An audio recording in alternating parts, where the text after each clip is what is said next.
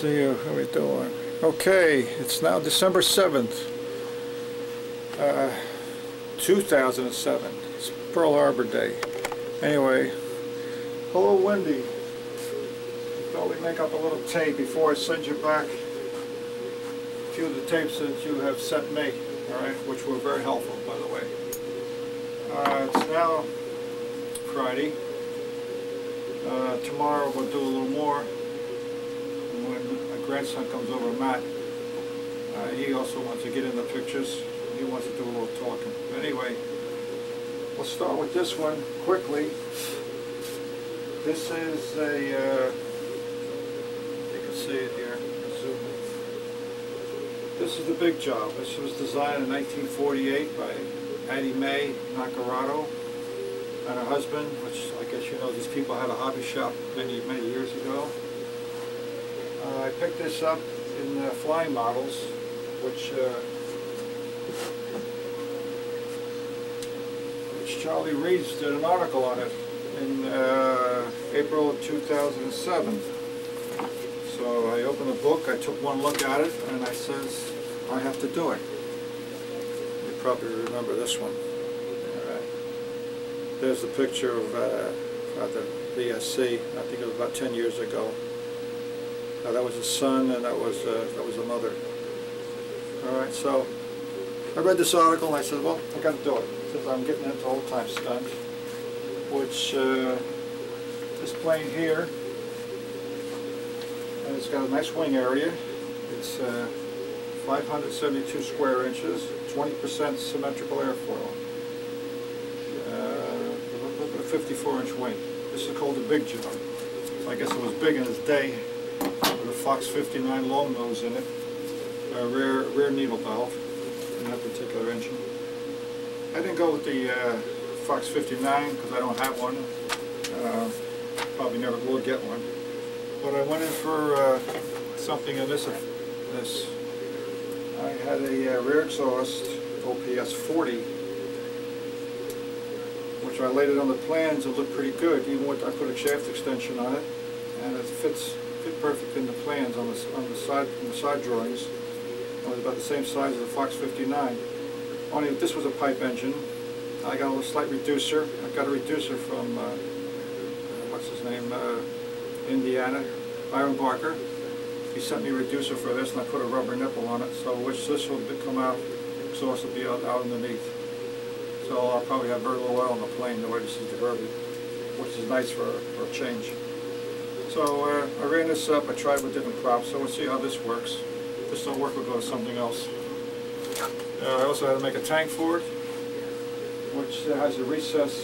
The wing is recessed back to the spar, so this tank will fit in. This is 5.5 ounces. It's about 1 3/8 wide, and this is to clear the exhaust, the manifold on the header pipe on the engine, so that it just clears, gives you about 3/16 clearance. So let's see how this works. I got enough. I figured the center needle valve to the center of this, and I've got a little bit to adjust it inside. So if it works out nice old-time stunt, I can probably fly it in classic also. For its time, very long tail moment, short nose moment, 6.5 up front. If you figure from here to here, you're probably looking at 17.5 inches. Long tail moments fly. I know everybody's going to that now. And when I did the review on this, without moving the camera, when I did the product review on this plane here, which was a Score, that was also in Flying Models. Very long tail moment. When they sent me the review, when they sent me the plane, the engine, and everything for this, they sent me an OS 40, which didn't work too good. It was all right.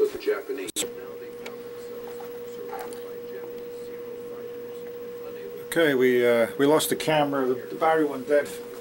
So I switched over to 110 and plugged it in to recharge. As I was saying, the Score, the engine, the OS 40 they sent me, it was a control line engine. It had a rear needle valve, by the way, which was nice. And with naturally with the muffler they give you, it was an RC muffler. sounded quiet, it was beautiful on the ground, it almost sounded like electrical fluid. And we flew it around a few laps, a few times, got the feel of it. My normal loops, if you do your basic beginner pattern with it, was fine, but overheads and everything else, you know, it was nothing. So played around with it. I called up Flying Models and talked to Frank Manelli. He says, what's the problem with it? I said, it's underpowered. I said, we need a 46, we need a 51, we need a 60. I said, you got to give me something else for it. So he called Byron Barker, and Barker sent me a modified Tiger 45, which he says has a power of 51. So I got that about a month later. Meantime, this thing just, I started to do the product review, took the pictures that I went along with it. So I got myself out of sequence with it. But anyway, that's another story. I finally got the engine from him. I broke it in the way he said it was, and we got the plane together. And if you saw the article in the book, it was flying with that engine at the end. But I had all kinds of engines in it. I had an old 46 from I got off Vic many years ago, which was modified by Randy Smith when he first was doing them, 1990-91. Was the OS 46 FSR or something like that. I don't remember exactly what it was, the script on it. But anyway, put that in there with a 12.5 prop on it, and it pulled it good. But trying to tune the right engine for this plane, it didn't work. It really needed a bigger engine, so I'm trying to do the product review, giving them a fair shake at it. Until I got the 45 for it, then it finally came alive. So it worked out. So anyway, I refinished it into this stage now. We went from this, which I haven't brought this out to the field. Let's see if I can get you on the camera. This was the product review of it, and this here was the redo. Alright, the redo is in, I stripped it all down, got rid of all the oil. Alright, redid the cowling, plugged the holes up, all the necessary holes I had in it. Just take apart plane, which is nice, but I covered it with Ultra Coat.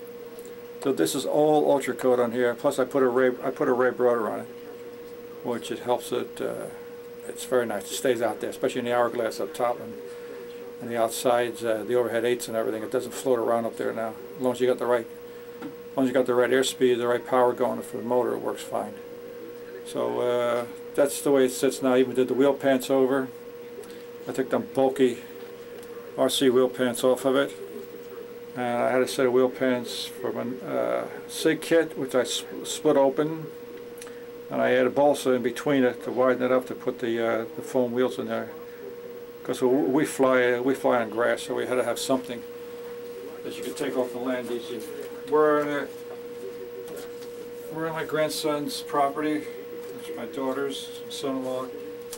They've got 2 acres, so we fly in the backyard. Which he can cut a circle for us now. So all I do is maintain the circle. He does the rest of it. All right, so now back to this here. This here, let's see if we can get some more pictures of it.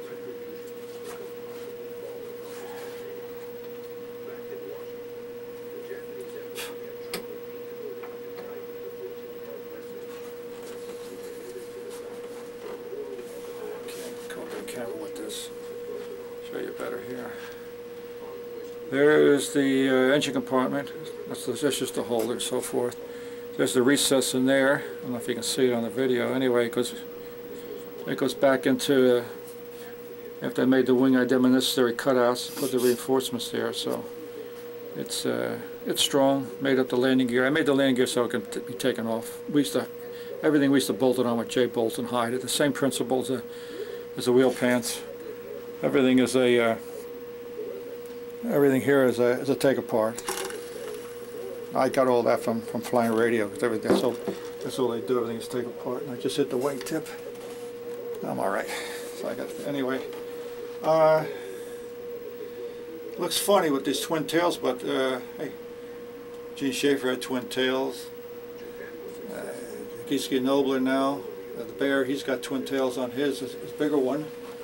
So I guess the twin rudders, the Olympic The Olympic I did had my first twin tail plane, twin rudders on that side. It flew very nice. I guess it must be something with the rudders, side area.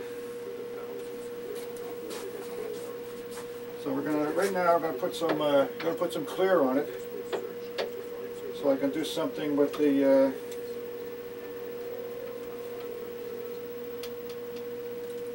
put Big Job on the wing. And I've been been scratching this down just to get some ideas. I might do it in pen on the wings. N39, so forth. My AMA number. Put Big Job on the other side. Get the Addie Mae Nakarado 1948. Doing a small script, probably on the trailing edge of the wing. This was this was my template for this thing for my design. Let's see what else. Cockpit, I put full cockpit detail on this, which I haven't done in years in any plane. Even on the P-40, I did cockpit detail, but I never put a man in it. This time I figured we used to fly the way we used to fly years ago, and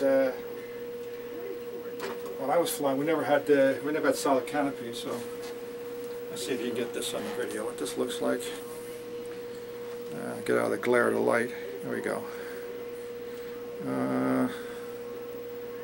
Little detail there. A shot of it this way, without hitting anything. That's about as close as I'm going to get. Anyway, that's what it looks like. So, I probably want to fly like classic with it. They were doing that. I paid attention to old-time stunt, which I never did before. I flew at that Brodak with the Black Tiger, and I wound up at a total of 200 points, which put me halfway down the line. So I know I've got to come up with like 60, 70 points to be a top flyer in that. So I thought old-time stunt was easy, but apparently it's not. What else we got to do? I can give you a scan of the shop quick. There's a couple other things I've been doing here. Let's see, we'll stop this here. I'll just take it off. When I called you and asked for the videos, because we were having such a problem with paint covering and so forth. Well, this was one of the planes. This was a redo of a 1995 plane I built for the 96 Nationals. Alright, this was Joe Adamusco's wing. It's an elliptical wing when I think he first did it. This was on his Bucks Deluxe. He sent me the plans. I spoke to him in 95 and he sent me the whole set of plans, a whole article on it. And I made the wing, and the tail I did, well, I guess my own tail. I don't know if that was his or not, and my own fuselage. Anyway, this was done for the, not in this stage. This wasn't done for, here's the original plane. Alright. This I flew the 96 Nationals. As a matter of fact, there's your Spitfire in the background. Alright. There's our flying field. You know where that is. That's the one at Defense Hill. Alright, and that's when Rick was in it, which he's not in it anymore. I've talked to him a few times. I wasn't able to talk him into coming back. He's now flying turbines.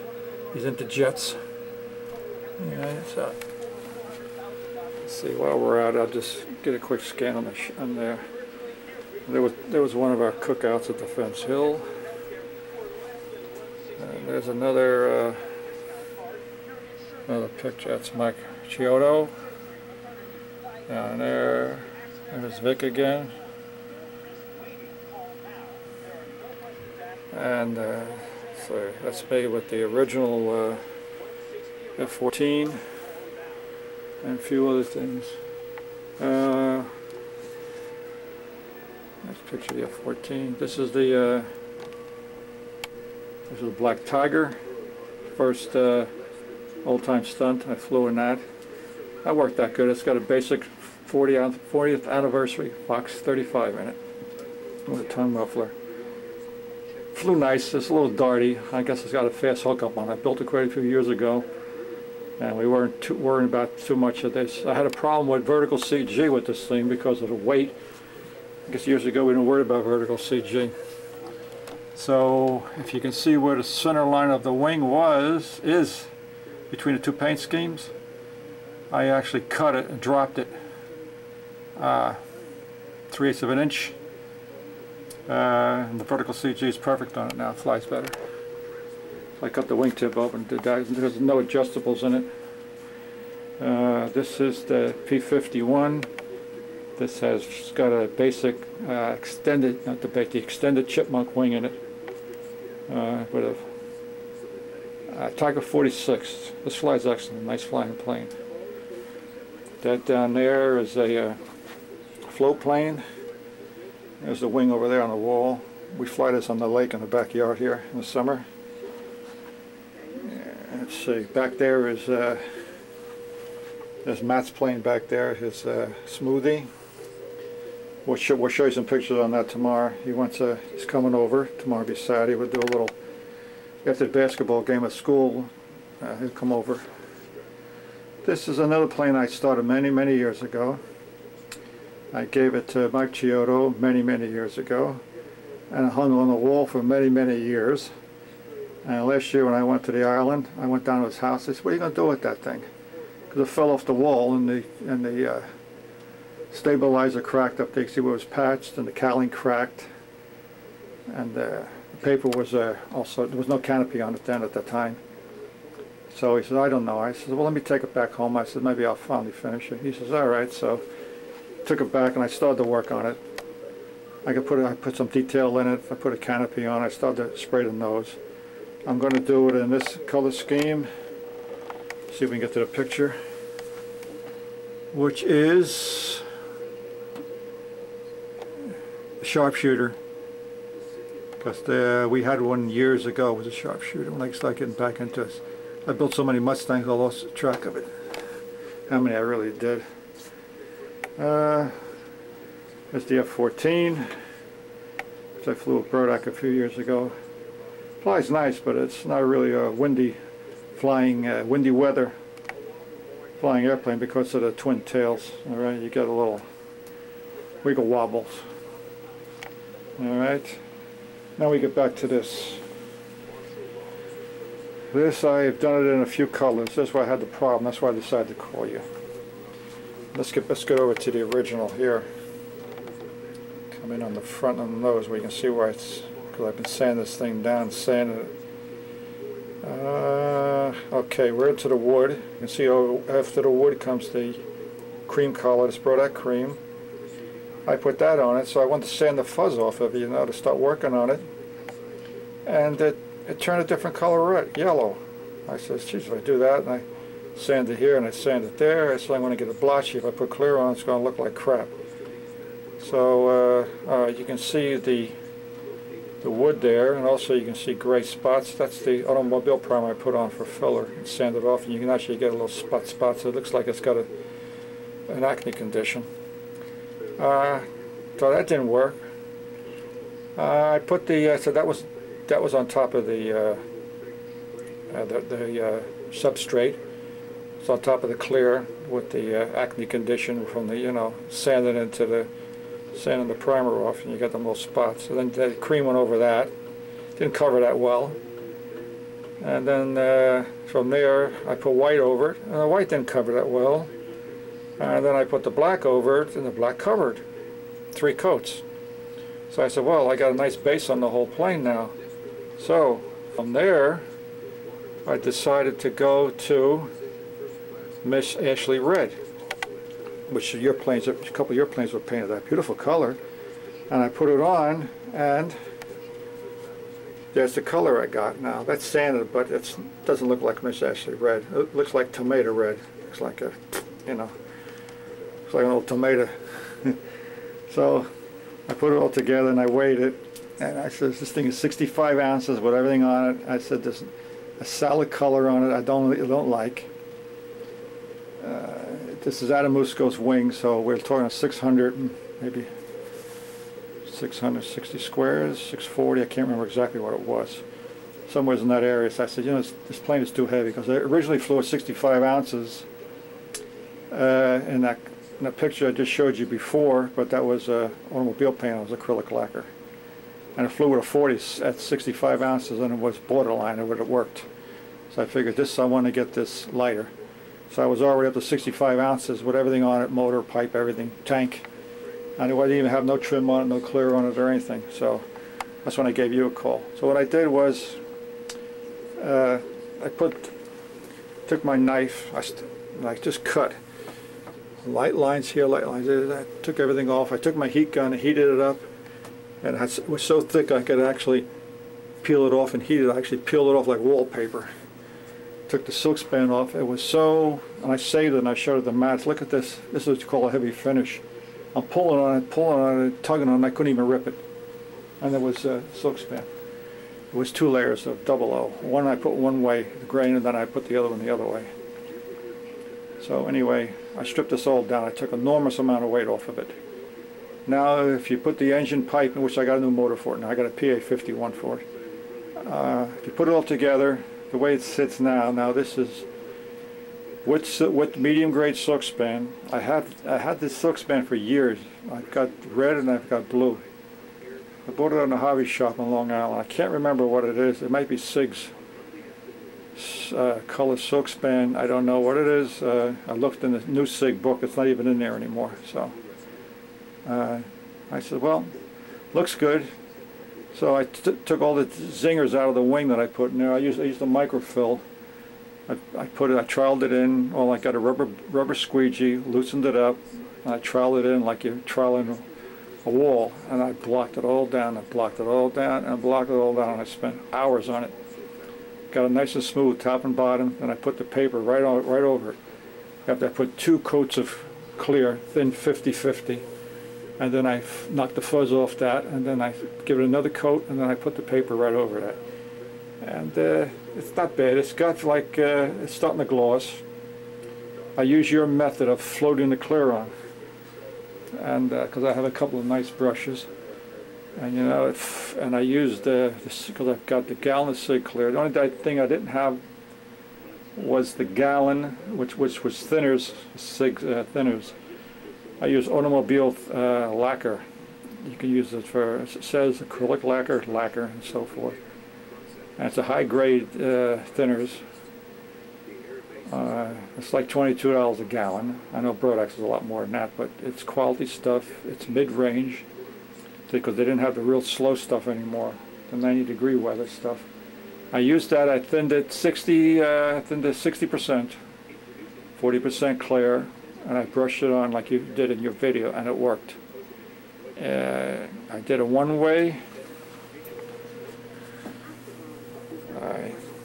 First I did it this way, one coat, and let's see, with my hand, and then I did it 45 this way, and then I did 45 this way. I had put 3 coats on almost simultaneously, well, 1, 2, 3, 4, and all around the wings, and then it flowed out, and I can't see any brush marks. So, like I said, I could spray it on, but you blow a third of it off into the air anyway. So that's the way it is now. Now this plane was rebuilt from the original. The fuselage was all redone, and let's see, completely rebuilt. The only thing I used the original was the wing and the elevators. Okay, I had to pause there a second. Here's the rebuilding procedure. This is the rebuild of the plane I just showed you. We'll call it Starfire 2 now. I even hauled the fuselage out. This is set up on the Workmate with the incidence meter. I had one on the front. I took it off, made sure everything lined up. So actually I went through a lot of trouble to rebuild it, and I got disappointed when I got loaded on that paint. I got myself crazy, and I put all that weight on. So I says, I do good up to the building part, but then when I get into the painting, I start to get a little off the wall. So that's what happened with that. So let's see what happens the second time around. So with your videos and the way you do it, You highly recommend that paint. But I'm going to stay with it because I've got so much of it. And this is just probably there's probably just one shelf of the paint, and there's others around too. There's some leftover SIG paint, which is maybe 10 years old. I got some clear in there. I opened it up. It's good, so I tend to use it. But we use it on matte planes, and use this stuff up. So I'm going to spray now. I'm going to put some clear on these wings just to seal off the paint, so I can put the name on it in my AMA. So we work with a fan down here. I got a commercial fan, 12-inch. I made a frame for it, and I put it in the window. I got a variable speed for it. This is on slow. I break a window on the other side of the house, and I get an airflow going through. And I can use an airbrush down here. That's about all I do. So a little bit that goes into the air gets sucked right out. It's right out through the blades. I know it works because every time I spray a color I get it on the blades. So it's working nice. So this is the basement. And there's the other, well, that's further into the other rooms.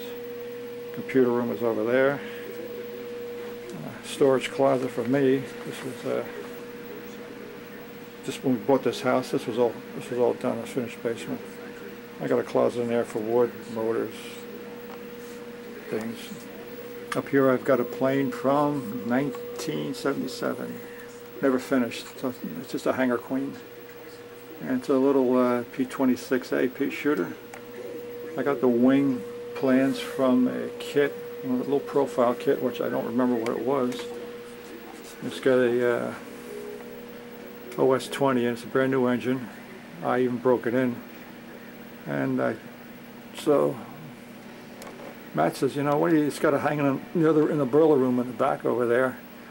So I took it out, we dusted it off. He says, just why don't you hang it up so we can look at it in the workshop? He says, yeah, good idea. So he comes up with a lot of ideas. And he's very interested in this hobby, so I think he's going to do all right. Let's see if we can get another shot angle of this. Okay, here's an angle view from the highest I can get near the ceiling. We'll probably fly. It's been here so long that the lead outs are rusty. But I guess it'll never be flown. It's going to stay the way it is. It's just a static model now. Alright, so tomorrow, and this one over here is another P-51. And well, just right, I went over that already. Forget what I went over. Scanning around. That's some of Matt's work. He's in the process of sanding down his piece of sandpaper on a piece of foam, and he's doing his taking down the clear, trying to get it as flat as he can. So we're going to put a medium finish on. I'm not going to go crazy with this because I want to keep it light, and he's interested in flying. So I said, whatever type of finish you want on, I said, we'll work it. I said, when you're satisfied, I says, then we'll leave it alone. So this is the arc in the smoothie. We punched a hole in it, so I took a piece of that heavier silk span, put it on with some clear, filled it up. Works nice, the stuff. And he's doing a nice job. There's a cowling. He did most of it. I helped. He put some of the paper on. He did the wings. I did one wing, and then he did the other three. I was watching him. He got it on pretty smooth. We basically primed the wood up. We didn't get too crazy with it. 2 or 3 coats. We knocked the fuzz off, and we put the silk span on. We put a towel on. We spray it with a sprayer on a towel. Then we fold the towel over, take the water off, and we just pick it up. And we got a damp piece, and we lay it across the wings. Put it on. Pull it. Pull it. Pull it. Go all around the edges with 50-50. Rub it down with a. You use your fingers. I use my fingers with a rubber glove on, or I use a paper towel, a moist paper towel with some clear, and then just push it all around the edges. And he did the canopy. He put a pilot in it. A pilot I had around. We modified the nose for a 4 ounce. We cut an access panel into the back. and boxed it so we can get a 4-ounce tank in it. And hopefully we put wheel pans, and we made wheel pans. I've had another set of set of wheel pans from SIG, those plastic ones. We cut it open, widen it up with wood, and also I'm going to work with that now. He wants wheel pans, so I'm starting to get a little fancy. So, oh, here, this is many years ago when I was a draftsman. You see this paper is so old. I was fascinated with P40s. I've been a P40 man for years. I built XP40s. I built about 3 of those. That's what the belly scoop on it, and the needle nose type. That was an experimental version, the first ones. And I did this drawing, and I don't know if I did it at home or anything. I was on the drafting board in the 60s. Okay, so that's about it for now. And when I get back to the show, I'm watching a story about the true story about Pearl Harbor. Okay, we'll talk to you later.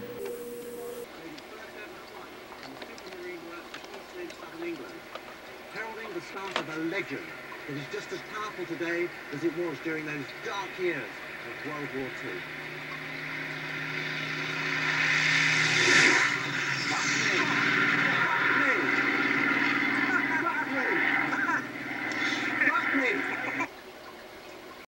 Well, I hope you enjoyed that footage from Don Herdman. I love seeing other people's shops and keeping in touch with them as they're working on projects. Now, our little project, the next step was, and this was pretty redundant, is just to make 2 little balsa pieces while the stab was in place. Now, when I bolt this all back in place, I have that gap, and I'm trying to do this left-handed, of course. Wendy, you're better at right-handed. And once those bolts are in place, of course, that fills in the gap. I left it a little bit bigger out in the front. So on the final fit, when we actually put this piece in, and I have this piece in, I can guillotine that right down. And getting these little fits, the more of these I can do ahead of time, every time I do one of these, now I filled in, I'm just working around with little pieces of scrap balsa, filling in little spots where it's too big, and where it's hitting, I'm just sanding it down ever so slightly, because I'm trying to get as many of these fits done as I possibly can, and taking into account the thickness of the finish, and in this case the thickness of where the fiberglass will be in the middle of the stab. Now this is the part at which I got this bolted on, but of course this is still not confined up in the front. Now I know if I push this piece back, I'm going to run into the little pieces that I made oversized. So what I need to do is just get this lined up as carefully as possible, get a brand new blade and guillotine these off.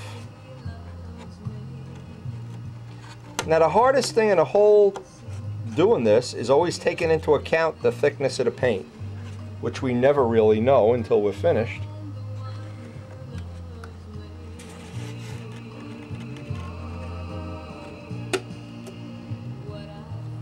And as we're painting it, we're for sure going to have to be going in here and resetting some of these fits. Now the way I know if this is good, take a piece of tape, and at the same time I'm pushing backward, pulling back down, so it simulates that this piece is now glued in. And let's see if I got the fits. Now I can see I'm hitting hard.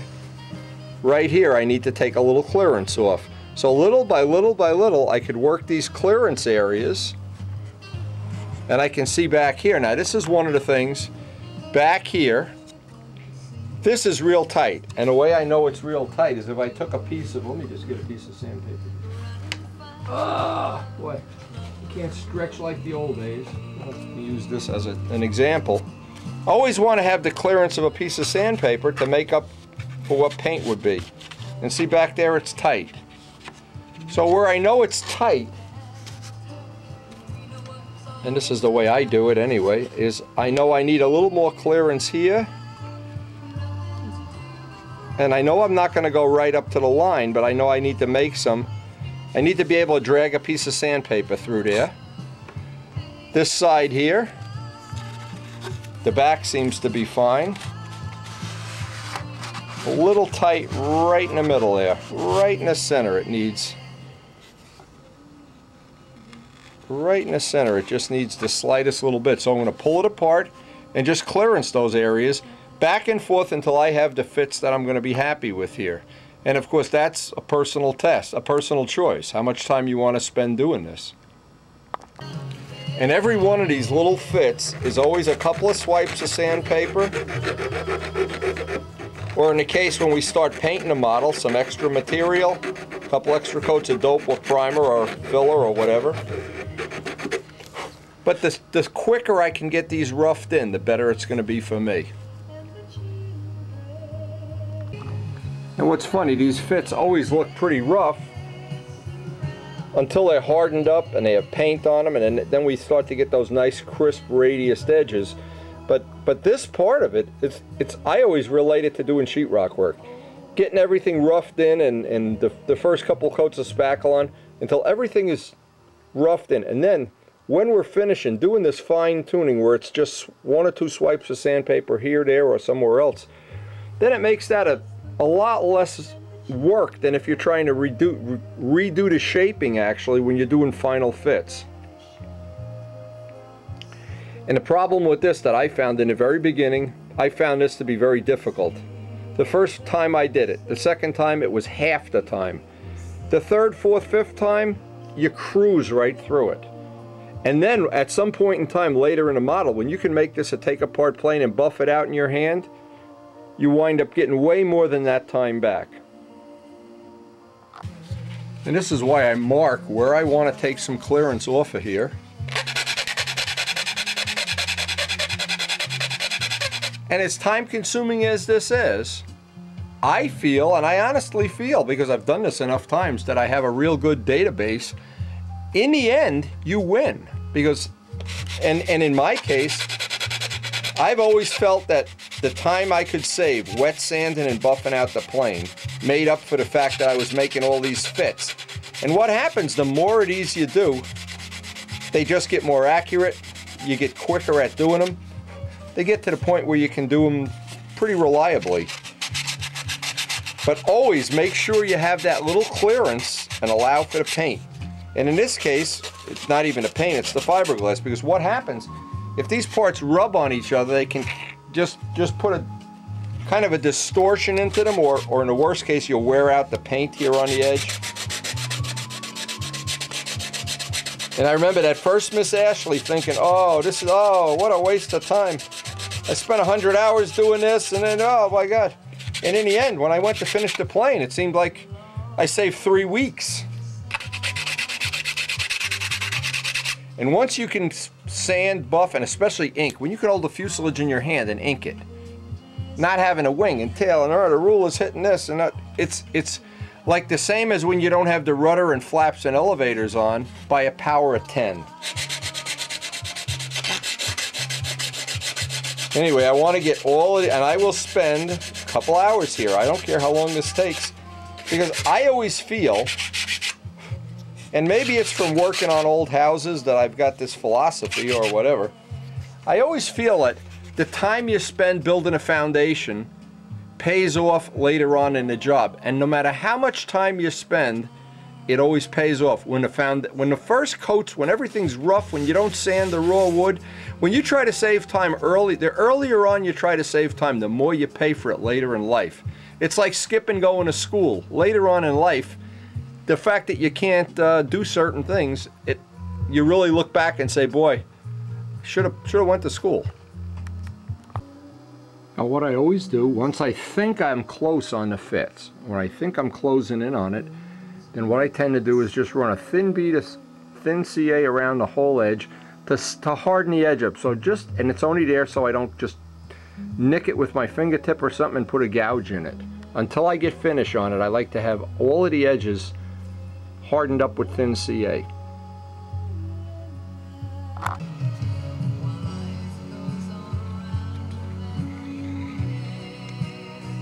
I get so fussy about these edges, and I'm sure I overdo it, but in the end, I know there's always the day of reckoning, and that for me is the day I start painting a model. And then I know it's like a football team that knows you're 3 touchdowns behind, but you're going to score them anyway, and you're going to score them quick. And you know, the good news is if this doesn't work out and you're unhappy doing this, or you don't find picking up this skill to be an easy thing or a fun thing, you just go back to making one-piece models. But you know what? First time you do this, I know you'll be spoiled.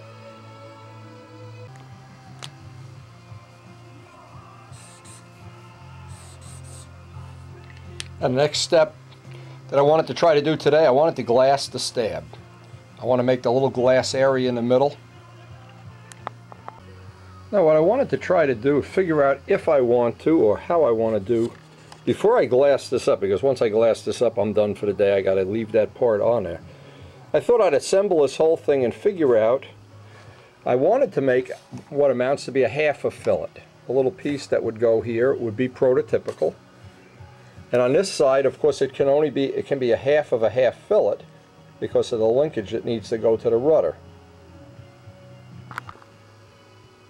And of course, because it's a take-apart plane, and because I want it to be prototypical, I'm going to have to kind of figure out how I want to engineer this now.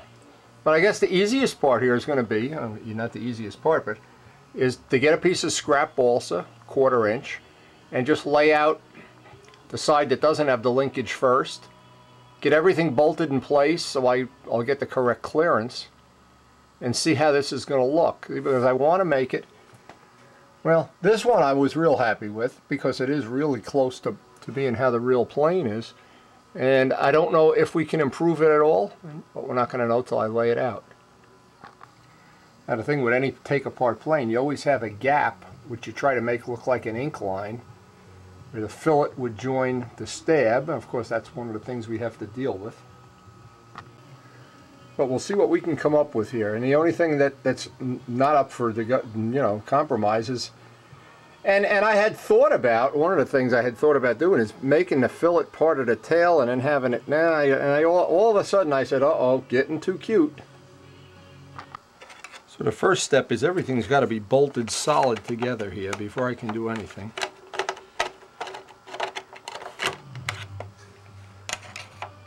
And a mistake here would be not to allow enough clearance so that if we build up some paint or fiberglass or something, that it's a problem. So the first thing I'm going to do is make sure everything's solid and in good alignment here. In fact, they ought to put the front on the fuselage. Put the front piece on here just so everything is solid as a rock. Now, needless to say, what's got to happen is everything has to be bolted solid. Everything has to be in dead neutral too. I don't want the fillets to be, so getting everything in neutral would be step one. I think the easiest thing here is going to be to do the side without the linkage first. Would probably be the easiest. And again, the most important thing is to get everything, the alignment of everything.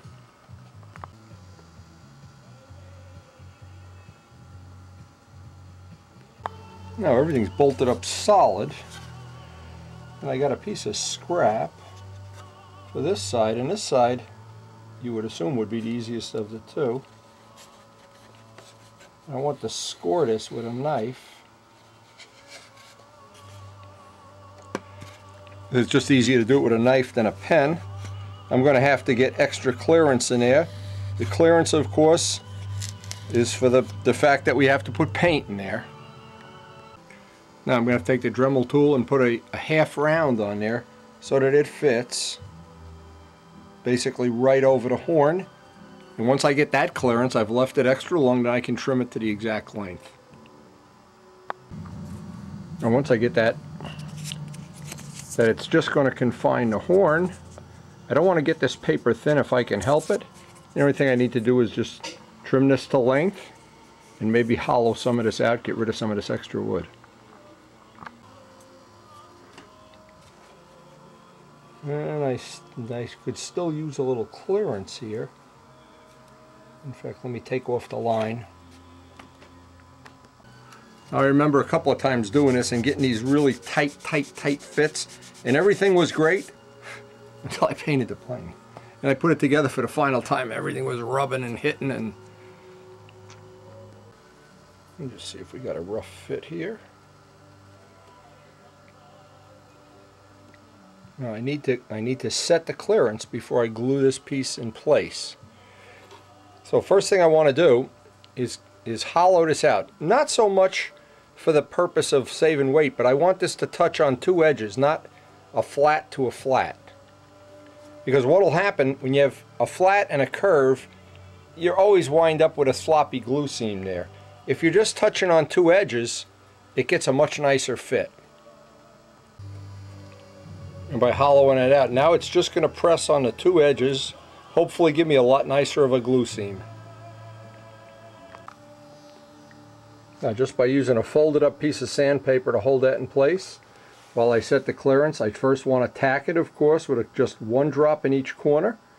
Take the sandpaper away, make sure I have a good clearance, and that everything's straight and level. Now before I put a permanent glue on this, I took it all apart. And I don't, here's a really good trick. When you CA this with thin CA, a lot of times some will walk under the stab or walk into the joint. Anytime I'm using, other than a tack joint, when it's a real joint, and I can see that I've got it in pretty good alignment here, it's nice and straight. But the thing to avoid like the plague is with a take apart plane, just assuming no thin CA is going to get in where you don't want it to be. So before I put a permanent glue seam on this, I'll just take this screw out, take this piece out, and then I can glue this permanently without having any risk that anything's going to run in to my seams. The neat thing about having this come apart now is now I can put thin CA on this. I can harden up this front edge because I know I've got a good alignment. I can run a seam around the whole perimeter without any risk. And the risk, of course, as always with these parts, is that you're going to wind up gluing a plane together. And I wish I could honestly say that you only get to do that once and then you learn your lesson, because apparently you have to do it more than once. But now that we've got this on permanently, now when I put it back together to do the other side, I'll check, of course.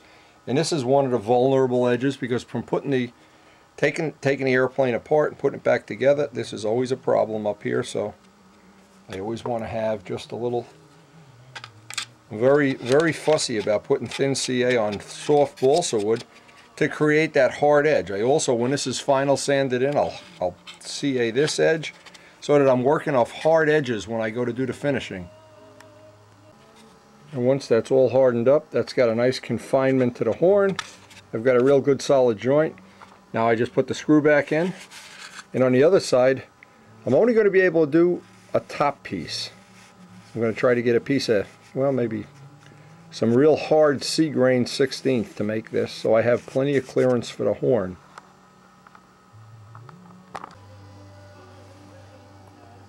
And that one worked out real nice.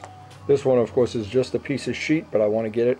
I'll just repeat all of these steps, and I certainly want to get it as accurate as possible too, because I don't want it interfering with that linkage.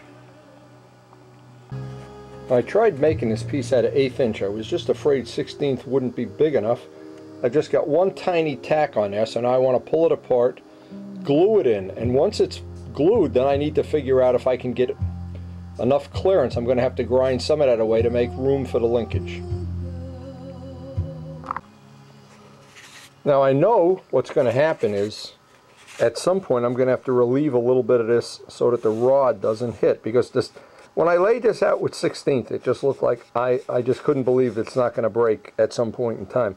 So this gives me a little bit better footprint here and a little bit better confinement up by the horn, where it'll seal that up a little bit better, I think. And I think now I'm going to have to put the whole part back together and see if that linkage is going to be a problem interfering here. And if it is, just carefully carve away the part that's going to be a problem. But as I've said before, and I really have to emphasize 1,000 times here, any of these joints, any of these things, it's always better to do with this part in your hand. It's better to tack it in place and then work on it, because if some of that CA gets down in there, boy, it only takes a few drops and you got plywood glued to plywood, and you've got to get in there with a knife, and then all the edges are crooked. That's the best advice that I have if you're doing a take apart plane. Now before I can even set that clearance, I thought what I'd do is just true this up, even though it's only going to take a few swipes of this sanding block, and see if there are any high spots, because I want to see this when it's done as if this were joined to this and this is just an incline here. And we'll try to lay out, I'm assuming we're going to somehow be able to disguise some of these take apart joints by making them look like in reality that they're inclines. Now I did the other side. The other side is right on the money. But once we get the part up into substrate, up into finish, constantly putting it back together and addressing these edges, because this wood is going to swell, shrink down, swell, shrink down. At some point in time it'll stabilize. Then when we put the final, just run the sandpaper over that, it'll pick up any high spots, and in a final fit we should have a nice fit. Let me check that clearance now. I got to put the elevator back on. Now with this upside down, and I can see exactly where this is going to be a clearance issue. And I ought to add just a little bit to that.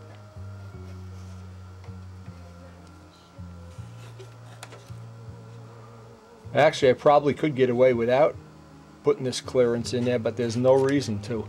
And I'll carve that away. Take this elevator off. And just get in there with the Dremel tool and take as much of that material as I can out without affecting the top shape. Now I had to take and bring this back to 16th, and if I still don't have enough clearance, I'm going to have to cut this piece off and just make this top piece out of 64th, because I can't get the balsa any thinner than this. And I don't want this to restrict, it's only going to restrict it of course in the up motion. I don't want it to restrict the up travel of the elevator, and at some point in time after the model's all finished, you pull full up and then it breaks. Now we need to assemble this whole thing with all the screws tight and see what that clearance is going to be. Now even with full up, I see we're just touching it. I think that'll be okay though, because this will be further down when we have the link on there.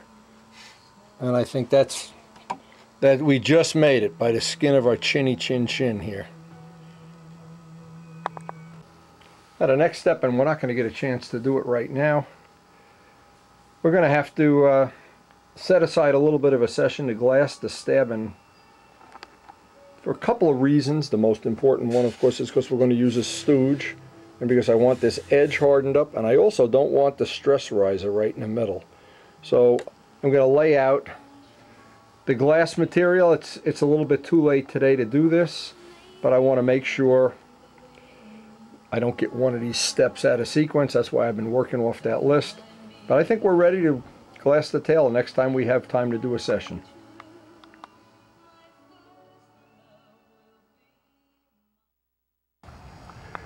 Well, it's hard to believe it's the evening of New Year's Eve, and we've of course got a million things to do. But before we get ready for all the things that we're going to be doing here on New Year's Eve, I was hoping I could get that tail glassed so that'd be drying on New Year's Day while we're more than likely going to have some company.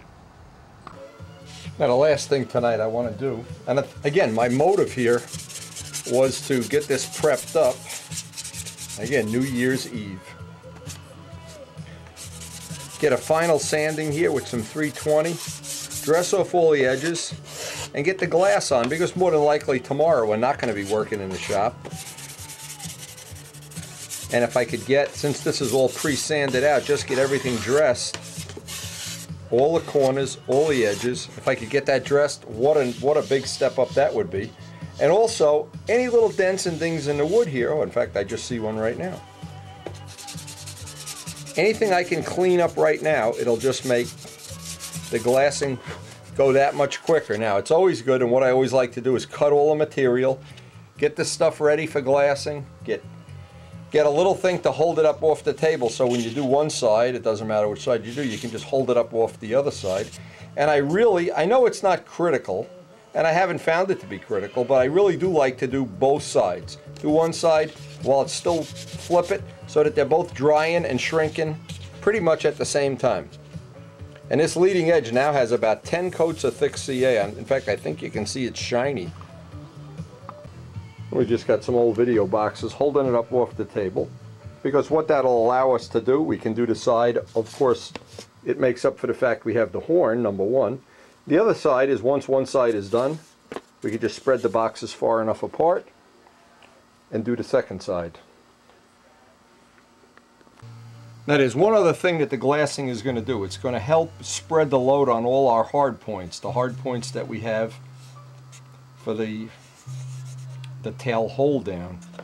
Also, what I want to do is, if I can, I want to get the leading edge hardened up again, because this is really pretty sharp, and I know from time to time I've had people launch the plane, I look over and this is how they're holding the plane.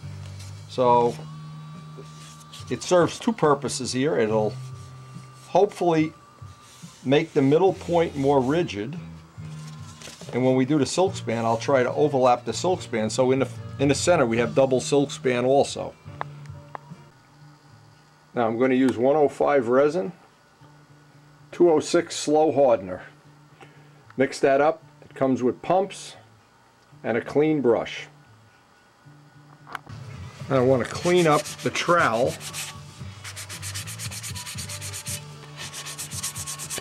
Or if you're really fanatical about it, you can just use a new one. These are only a few cents a piece when you buy a whole bunch at a time. But every time you sand it, the edge gets a little thinner and a little nicer for drawing out the resin.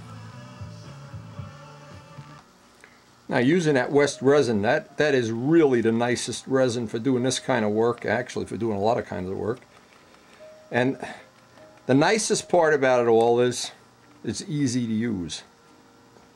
Now, when I stir it up right now, I'm not worried about air bubbles, of course, but I want to make sure when I think it's stirred up enough, stir it 2 minutes more. Now, of course, what I try to do, and I try to suggest always doing, have your material cut ahead of time. In this case, we know about how big this piece is going to be. It's just better to have too much resin on, because it's all going to come up right through the material as you do this. And every time I think about having a 90 stunt ship in a stooge, and I think it's just pressing on those two little edges, well, or even worse, if you have a tail wheel stooge, make sure you glue. I mean, you never read about it anywhere, but I know several people, including Jimmy Casale, that the tail wheel has let go. Not funny either. 1/2 ounce cloth. I want to get it to come almost up to the front, if possible. I'm not worried about where it's going to end. We're going to be able to blend it in as easy as pie. West resin will sand right in with 1/2 ounce cloth.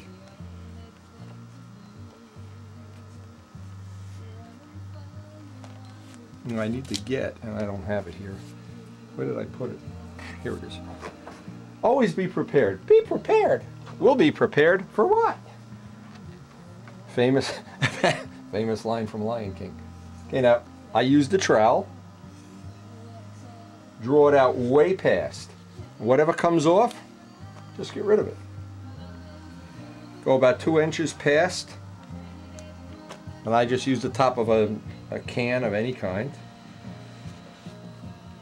It won't matter where it ends, but you don't want it to just end. See, I'm trying to draw this up around the front just a little bit. Just a bit.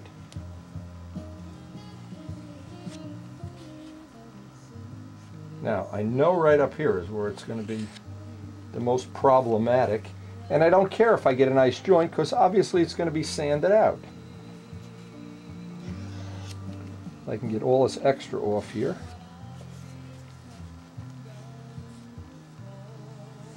And it's also going to tie us in with those little hard points.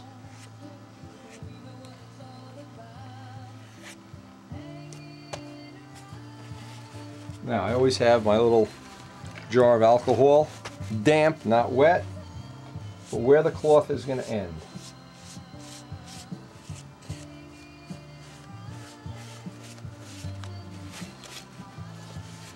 And any you can get off now. Just feather it in. What I want to see when I'm done is just the slightest shine on the glass. Just the slightest shine. Now, because this is the bottom and I have this hard point sticking up, I want to trim right around it very gradually. I don't want to have a big bubble of epoxy there that's not doing me any good. If I can get that up, that'll be nice.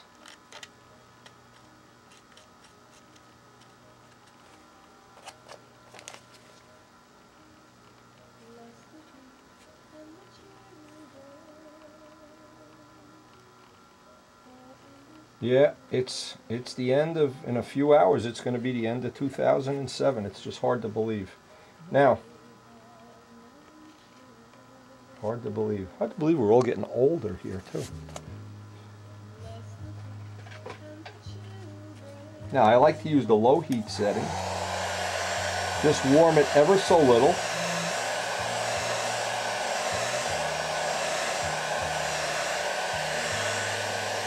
Again, our ultimate goal is that we don't want to put any tension on it to where it wants to bow up or bow down. And anytime we put dope on it, we want to get both sides, of course. That little bit of heat, by the way, thins everything out just a little bit more. We can get some more of the epoxy off. I'm not so sure. In fact, probably you could get away without glass in the tail. But I just feel like this is the kind of things that 10 years down the road, 5 years, flying in some real heavy wind down in Texas or anywhere, Muncie, wherever. Once you finish the plane, you can't go back in and glass it. That's the problem. So, like other things, I want to kind of hopefully stack the deck in my favor here. Little by little, just draw it out.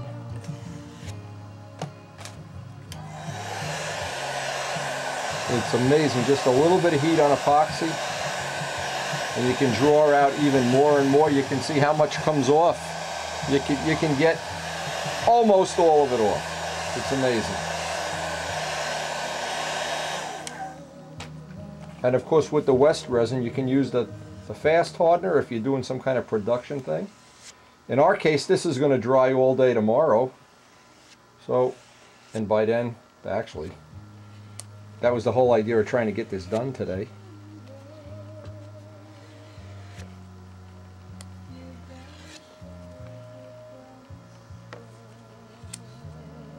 All right, now we've got one side pretty much done. I'm going to try to flip this right away. No interruption here, just flip it. At last, just get a little bit of...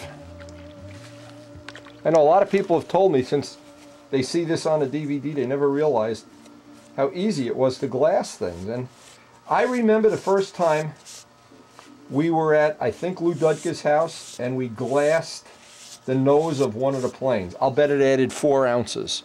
We were trying to do it with SIG epoxy and with, just troweling it on, and drool and icicles were falling off, and then it didn't really harden up the way it should. It didn't powder off the next day.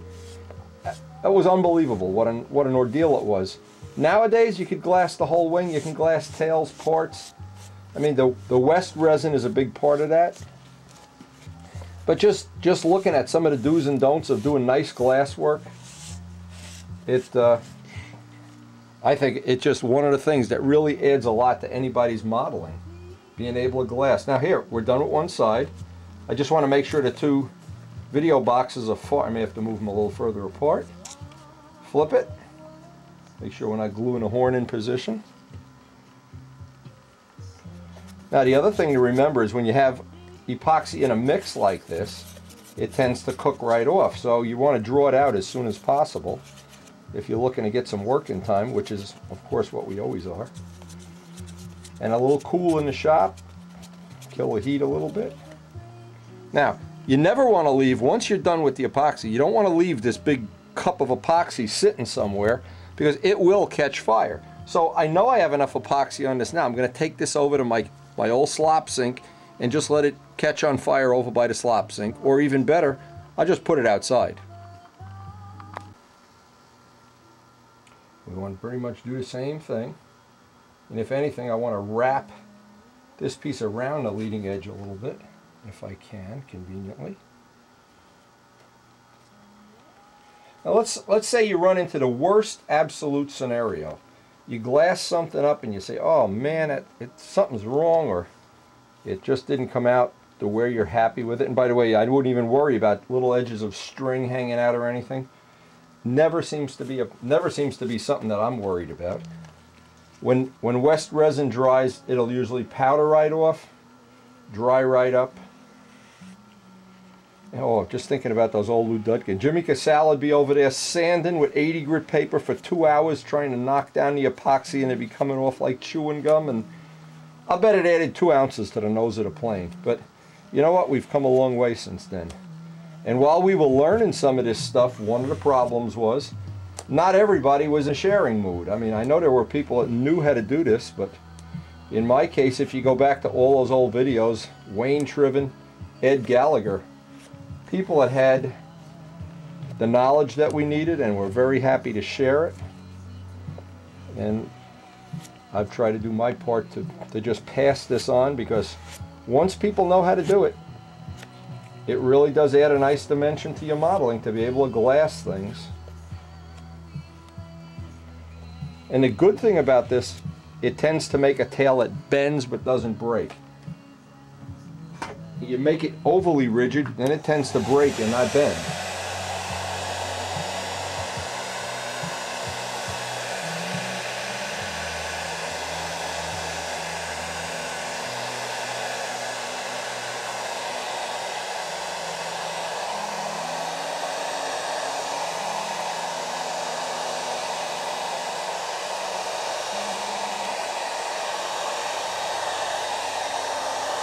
These are just threads that are coming off. Just dump them. It won't matter, because the ones that don't come off, they'll sand off in a matter of seconds.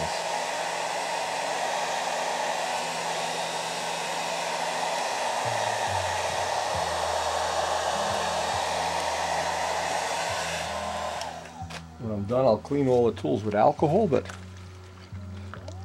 now the nice thing is, while we're socializing tomorrow and doing other things, this will just be sitting, drying up, and the next time we get to work on this will be absolutely ready to go. And we'll be ready to start doing our finish.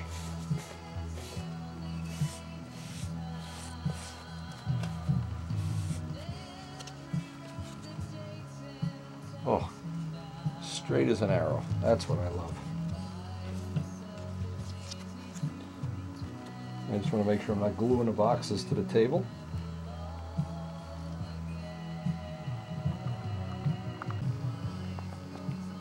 Now we got some other things we're going to be doing around the shop, production things, but this is ready to dry. And in a couple of days we come back to work on this.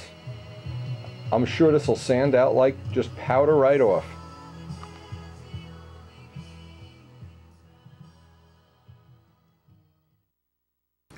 I thought of one other thing I could do here. I'm thinking of what can be up by the heating vent drying here. Well, I mixed up some Aeropoxy Light, and I want to make a little tiny fillet here.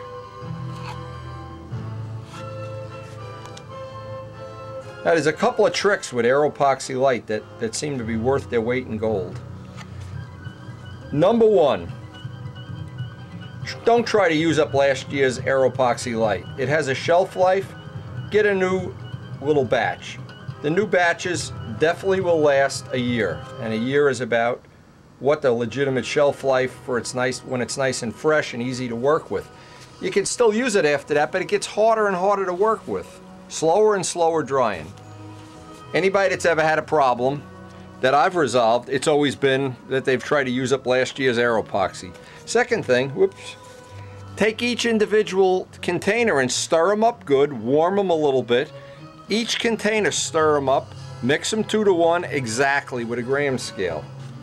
Now, I just put the material in there. I got an old prop.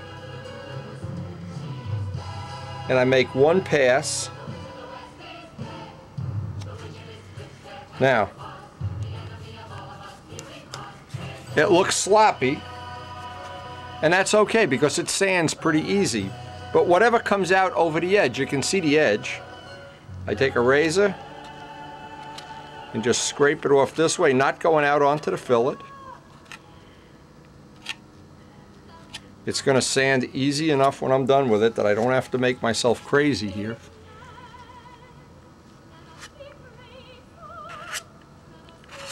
And I find the more you go back and play with it, it's like spackle. If you've ever done your own spackling work, you know the more you play with spackle, the worse it gets. And that's it. When that dries, we'll be ready to work the fillets. But again, having the extra day while we're having a holiday, an extra day, especially if you put this up by a heating vent, heat and epoxy, it'll always help. And if you really have never worked with Air Epoxy Light, there's a little DVD that'll probably have 100 little tips for doing fillets and things like that. But basically, the advantage of using it, it's aircraft quality material, and it's about the 1/3 of the weight of the hobby related stuff, which is a significant amount.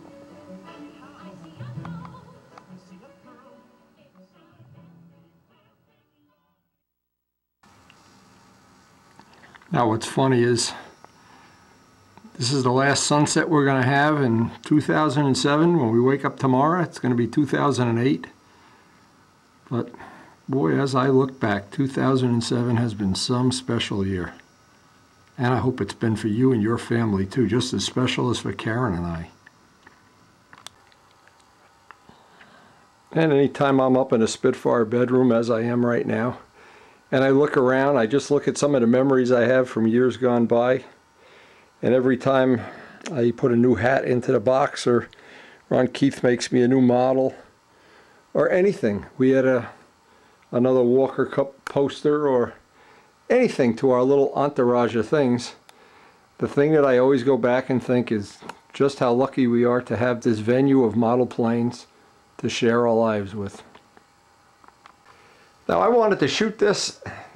I came up here specifically for Gerald Champ's benefit. Gerald, of course, is making a P-47, and I wanted to encourage him to try. See, again, we have this relationship between the rudder, the big stab, small rudder, and I just keep thinking. it just goes back and forth in my mind that how much more scale this new plane is going to be than the old one.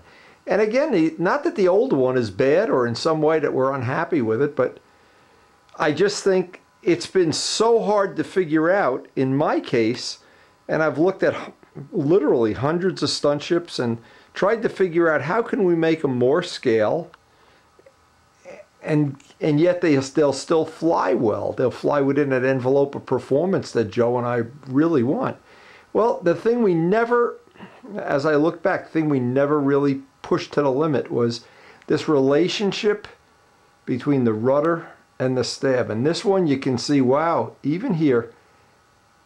And I thought this one was pretty good when I built it. It's won 2 Concourse Awards. But the relationship is just so different than the new plane. And of course, one of the things we're hoping for with the new plane is that the performance will be just as good or better maybe than these planes were. And these planes were not bad at all. These are all top 5 planes. And then I start thinking, well, what if, and I mean, I'm always dreaming about stuff like this. What if we were able to go back? I know I have one more twin engine plane left in my, before arthritis finally takes over my life here. But I just keep thinking, how much more scale would the B-25 look with a little bit smaller tail? See, and as one thing builds on another, all of these semi-scale things, one thing builds on another. And as I look at it, see, it's something that I never really thought of. It's one of the things that about Al's P-51. It's one of the things that makes that plane more scale, say, than most planes that have tried to be, the two things here is look how high the tail is and how the rudder is much bigger, the stab is much smaller than a traditional type stunt ship. And I just think that's really going to be something that I think from this point in our design phases on, we're going to be able to capitalize on. And I really am looking forward to that more than you can imagine. And of course, you never can tell where the limit is here. But I thought of something that would be a good test. I thought of something that we may do in the spring with Jose Modesto's, basically with his approval. What I thought we could do is just take one of the old planes, and since we've used the J factor for a lot of testing, I thought one of the things we might be able to do is take it right down to the field and start cutting an inch off the tail on each side and see at what point the performance really gets crazy. Now, the two reasons that I think that would be a good choice, that plane has a really bigger than normal tail. It's got a 30-inch tail. So, and wouldn't it be funny if you got it down and there was some point at which the performance just dropped right off? Now, because we have the plane pretty well trimmed out, I just think, and I wouldn't want to cut up the Tiger Cat, I wouldn't want to cut up the B-25, say, but to have a test plane and do that and to find out just about how small that tail can be made and that you still don't lose any performance. But we're definitely going to do that in the spring. That's one of the things I think is going to add to our knowledge of pushing this semi-scale thing just a little bit further now that we have dihedral. And I just think some of the other things that are going to go into this model and the bigger engines and bigger props, more scale-like sound, I think it's just, that's one we gotta push a little harder on. And the thing that makes me crazy is when you look at a Nobler is 18%, but no matter what angle you look at a Nobler, it always looks like the tail is just a little smaller than traditional new modern stunt ships. And yet, I don't know if they fly better, if it flies better, if we've gained anything, or maybe it's just been a tie. I don't know, but it's something. And again, as we end 2007, it's one of the things, one of the directions we want to push our little database in the future. And of course, there's just nothing better than ending 2007, running the trains, having a nice cup of coffee, and waiting for the ball to drop.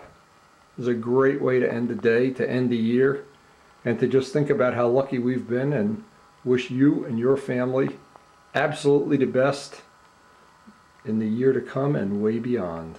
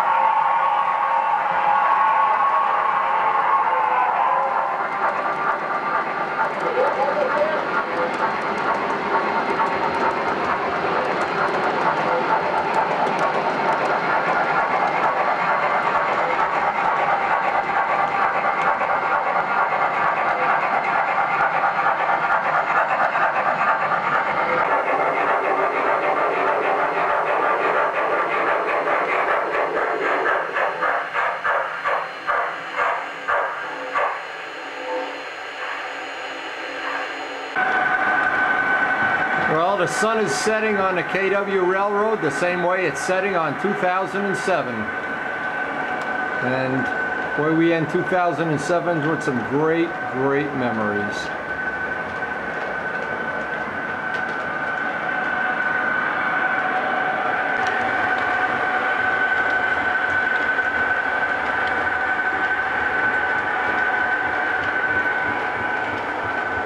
And it's my opinion, things are only going to get better in 2008.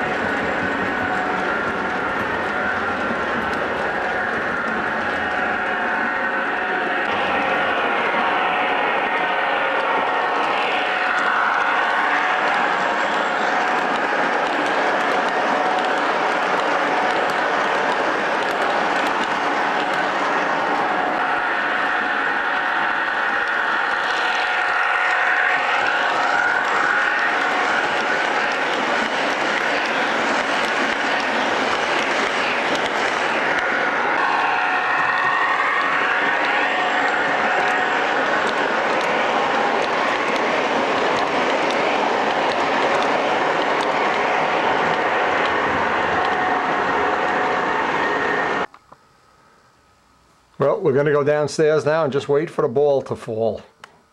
Nighttime is upon us. 2007 is behind us. God, what a year it's been. Geez, I say that so many times, I'm getting sick of hearing it. I bet you're sick of hearing it. But it really was. It really was something that absolutely, absolutely for us, for Karen and I, for our family, and we hope for your family, something we will remember and treasure forever.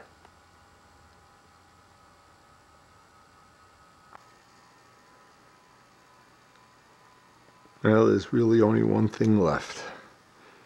And of course, Karen and I try, in our senior moments, we try to stay up right to the last minute to watch the ball drop, but obviously, we're gonna have to watch it from bed.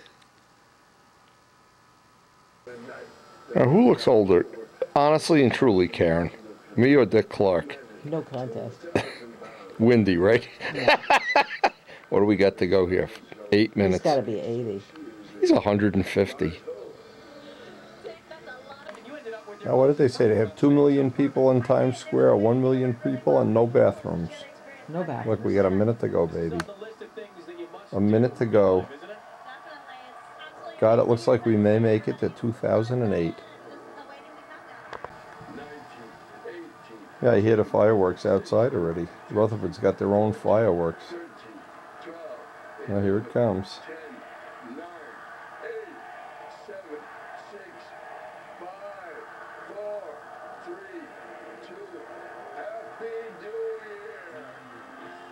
God, we made it to 2008. Unbelievable. Give me a kiss. I still think I look younger than Dick Clark. Look at this. You do. Unbelievable. There you have it. From Wendy's bed. The end of 2007, and 2008 is going to be the best year yet for Wendy Videos. There's going to be stuff you couldn't even imagine.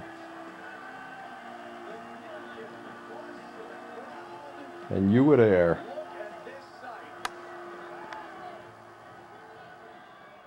Look, that's unbelievable, isn't it?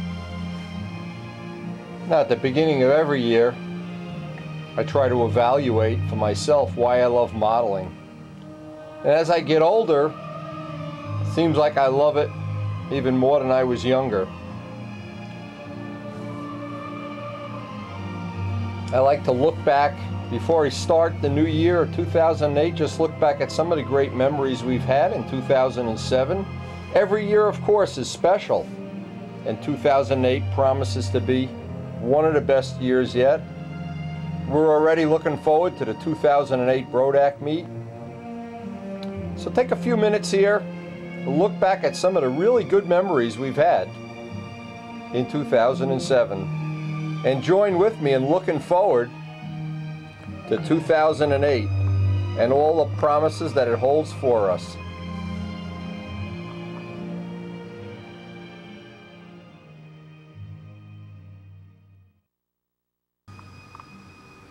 And as I look forward to a new year, I always like to look back a little bit about, we lost Big Jim, of course, in this year. All the things that he shared with me, and hopefully that I've been able to share with you.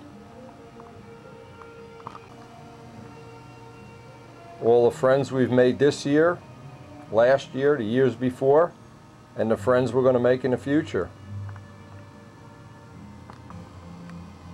And for Karen and I, one of the joys of doing what we do, the friendships.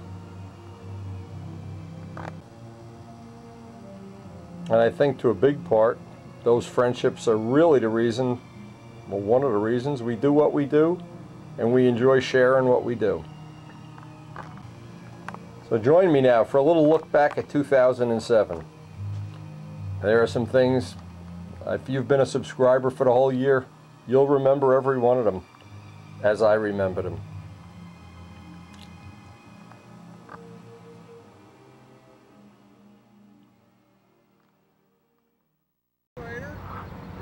If it's morning in Houston, what time is it in China? Look at these guys. What? Up, flap, down elevator. Can't you see that? Oh, shit. Flap. Up periscope. Your elevator's down. Up periscope. Tell me what I need to do, not what it is. Right there.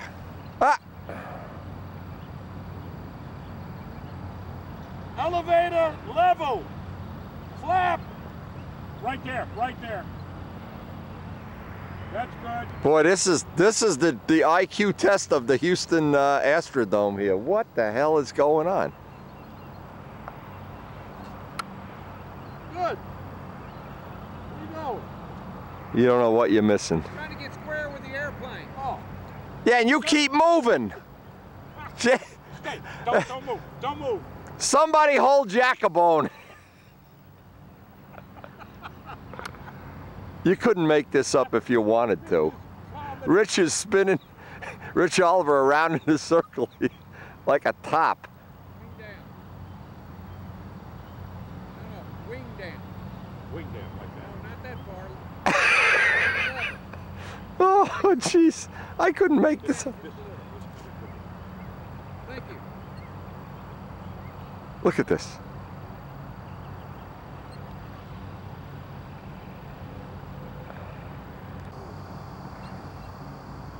It would be hard to make up anything funnier than this. Start off the morning. I'm glad my controls are neutral. Woo! Neutral, neutral, neutral, neutral. Look at that sunrise. Here comes the sun. We're out here nice and early. It is really a pretty morning. Absolutely beautiful. Houston, Texas. I can almost see that, but the rest just disappears. Disappears. Using up all this good air. Using up all of Jacobone's good air. Now, how can that be? It is good. Now, this would be cool. Make them for me uncovered so that I could show them at the show. Oh, okay. But now, take one. Let's see if the Strega wing will go right in there. It's a Mach-E 202. Strega will go right in there. Has a fiberglass cowl. This is hardwood. Where do they make this? In Taiwan or something? Vietnam. Vietnam, okay. Vietnam. But there's not much. That's pretty nice. It's not much Boston. It's not a LED. No, it's light. Smells nice too. It's got a nice. It's like smells like a Christmas tree. Uh-oh. But this is kind of a 1/64th indigenous wood, kind of like Obeechee. It's got a nice smell. It's got a nice feel, actually. And you could obviously sand it down pretty good. Let's get the Strega wing out. Don't tell Al it's not a P-51. Oh, he won't know. Oh, He's got a scoop on the bottom. I think somebody screwed up the scoop. Poor Al. Yeah, Al, you didn't know the latest? This is the latest Rodak ARF. because I already told him, I said, Brodak's agreed to do a Raby Mustang. We'll put the Strega wing in it. See, he looked at your wing and said it's a piece of shit. We had to redesign the wing. Too small and all that. So he commissioned Wendy to redesign it. Commissioned Jacobone to redesign. Uh-oh. Come on, baby. Come on, sweetie pie. Come on. I won't let him get you. Do you realize Les has been locked in that garage for 4.5 hours? Get 2 grand. For 14 grand. The entire kit. Go get the Strega wing. The entire kit is $38.50. Wing, hardware, fuel tank, everything. This is a Mustang fuselage. No, it's a Mackie. You know what a Mackie is? No. 202. Folgar. And he's Italian. You know what a Cherokee is? It's a Mach-E, not a Ski Falls. You're slow. Boy, you're slow on the draw there. No. I let him. I let him have. Oh, I knew what it was. I let him have a tidbit once in a while just to keep him alive. I just wanted to give you. We throw him a bone. This is nice. That is good. That's better than what you did on the Stuka. Absolutely. It doesn't. You should have paid him to do your Stuka. It doesn't take much to do anything better than mine. And I could build a dihedral wing to stick on that thing, and it has Did a you see fiberglass this? cowl. Oh yeah, it's nice. It's nice. I mean, I'll bring the fiberglass. It's less than weighs less than Les's wingtip. And it's got a full cockpit, pilot head, Wow. drop a clear canopy. And they obviously sand it down a certain Now, where amount. was this made in China, obviously, right? Vietnam. Vietnam. Yeah, It's amazing. thieving little bastards. And they said, imagine the wonders of the sphincter ani. For instance, hold your hands together, put a solid liquid gas in there, and then pull the gas out of the bottom without while still retaining the other fluid. That's a picture I just don't keep.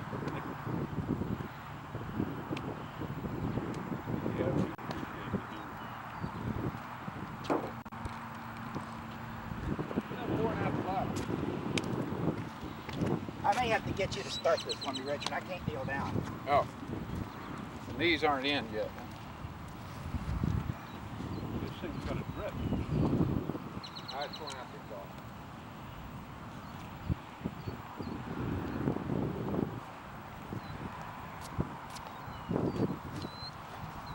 Getting used to it. That prop flies that airplane wonderfully in the squares, the triangles, and ugly loops.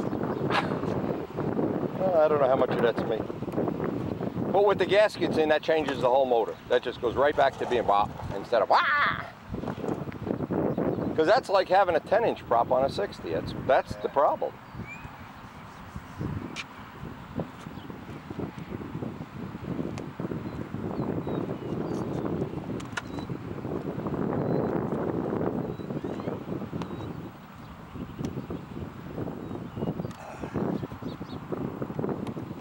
Don't stress that knee out.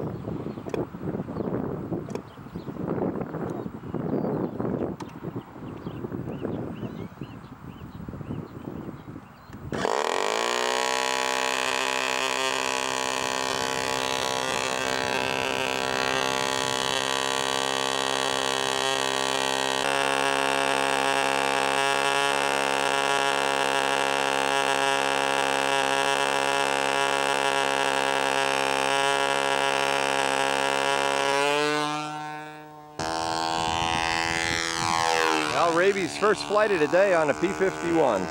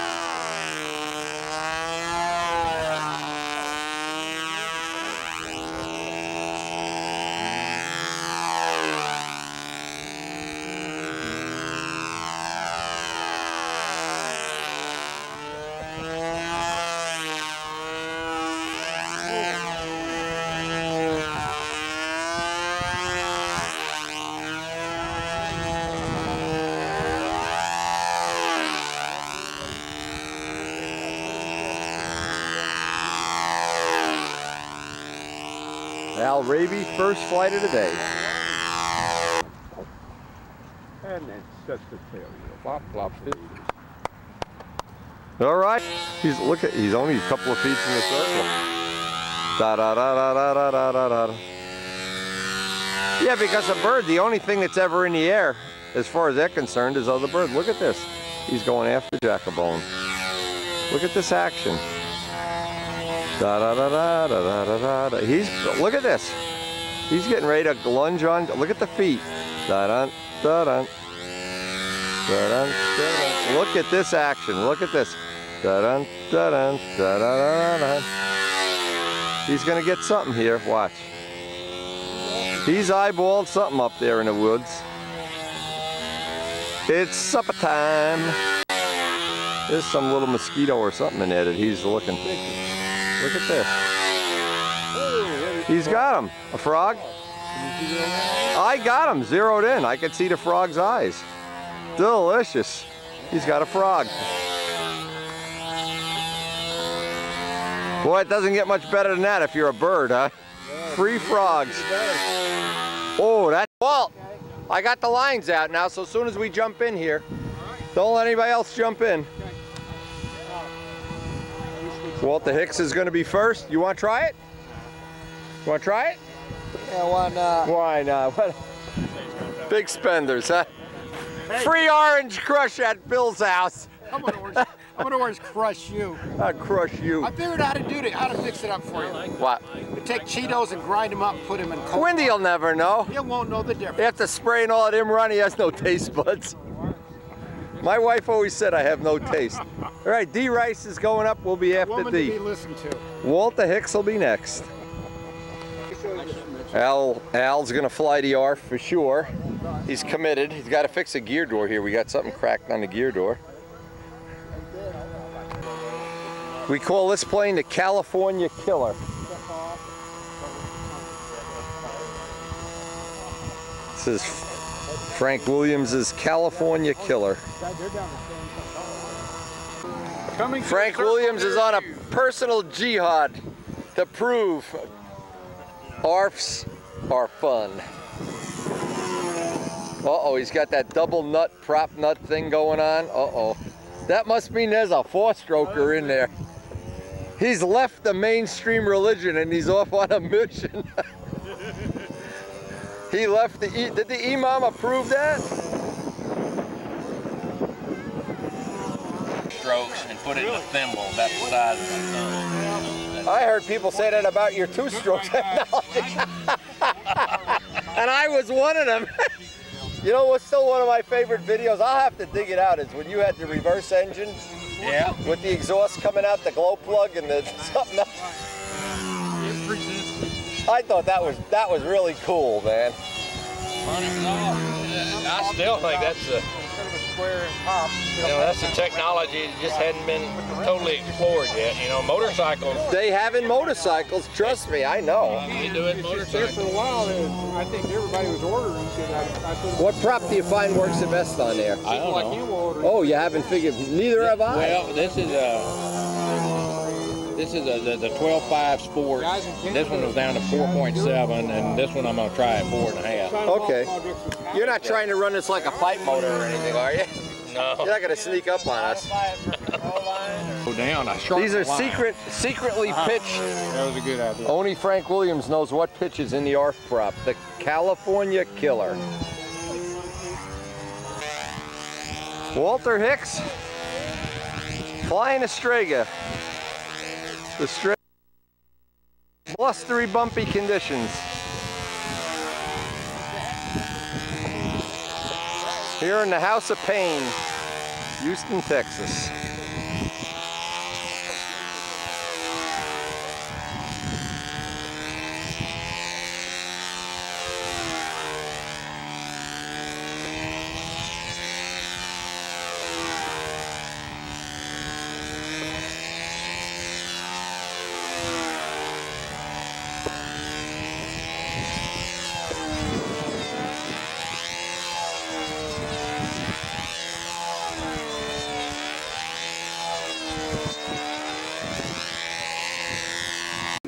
it is?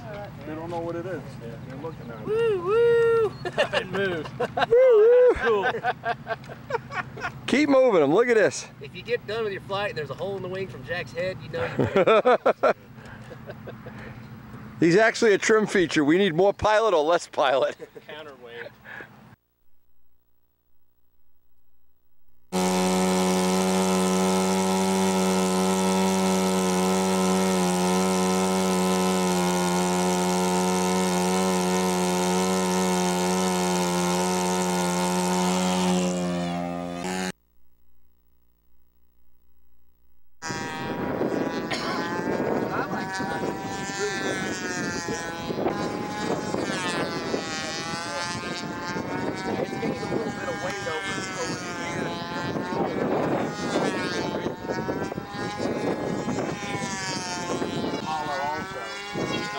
Yeah, the fuselage is hollow. Of course, I hollowed out the horizontal stabilizer and the carbon fiber rods and stuff and all that.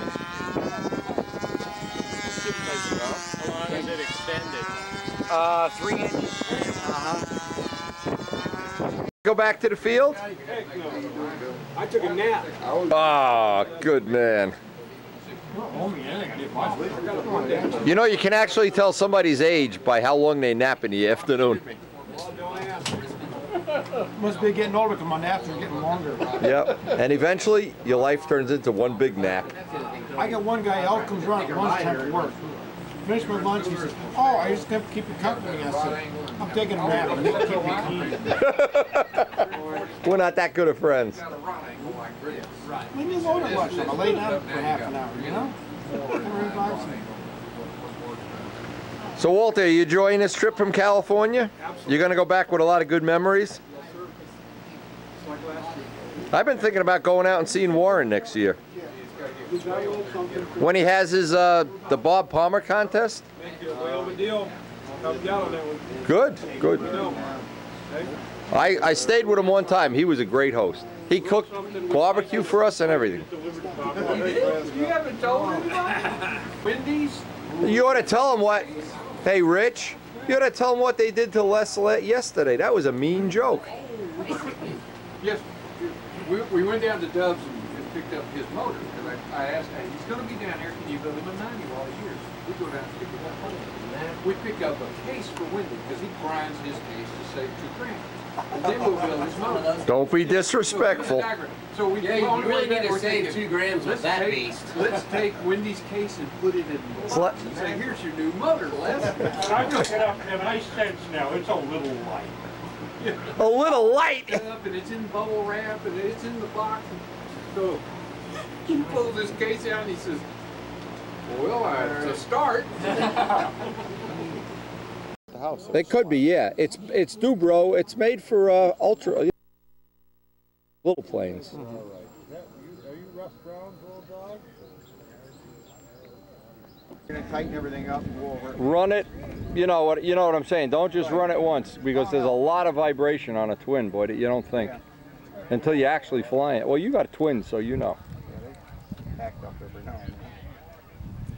It looks like we are going to get a little bit of rain. Yeah. I am starting to think rain is in my future here. I hear it raining right now. I'm going to go run up and shut the door of the car. We had a little spritzing of rain, but look at this. Look at this. Bernie's having a good time. Check out, this is the Polish window washing company here. Look at this, the Ukrainian window. My van, the window. Somebody left the window open. Chicky got all wet. Oh my God. Look at this. This steam is still coming off the parking lot. The back circle. Is that the one I got you? Things on top of turbo generators, yeah? So as soon as it starts spinning, it lights up the blue lights. Hey, fly over to the grill and take a hot dog out. Come on, fly over to the grill, you sissy.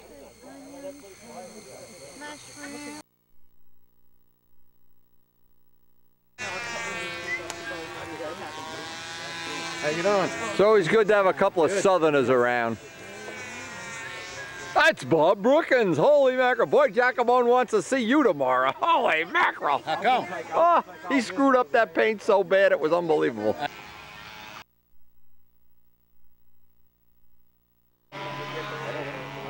You want to get that, Kent, and put it at the end of the line? We got a line up here now. Lindy, what's the name of your airplane? What the hell do I know? Yeah. I gotta remember, the other half is Irish, you know. Just because my name is Robert Emmett Patrick. I know, Grega means Rick. Exactly. Run a piston in aluminum? Yes. What kind of a piston? I think it's aluminum. But it's all, this is secret technology stuff. How they fit it, what it's made out of, I don't know. Dubjet has this originally was a pylon engine, and then they made George Aldrich made conversions, and then Rich Oliver now makes the conversion, and these are selling better than the pylon engine, so Dub is... What's the displacement of this? This is 76. And this turns a 14-inch prop. Wow. So I use a 16 in PAL mode. The other boy's shooting in American mode. Oh, geez. The guy in there, that's my camera. You get 3 cameras, we'll get 1 picture of it. No. I got my cameras in the car, okay. We'll take a picture. Something? Yeah, I didn't get a good look at your airplane. Covered up with a blanket or something over there. You can take it. Now, is that paint? It's not, huh? Even the lettering. Okay. Well, yeah, these are decals. Oh, yeah. Well, obviously. Every piece is their paint. The red is paint. Women are back. Time to start the party. Hey. The women are back with bags of groceries. What'd you buy, baby? Food for tonight. Food? Yeah. What'd you buy me? All right. A Ferrari? Oh, that's nice. What'd Lorraine buy? Ferrari. Buy me a Ferrari. Brodak. You empty what, the store? Brodak, yes. Is there, Kent, is Yeah, there ice in here? There Yeah. should be. Oh, the boys are playing with fire again. The boys are playing with fire. Time to light the grill and get our cookout going.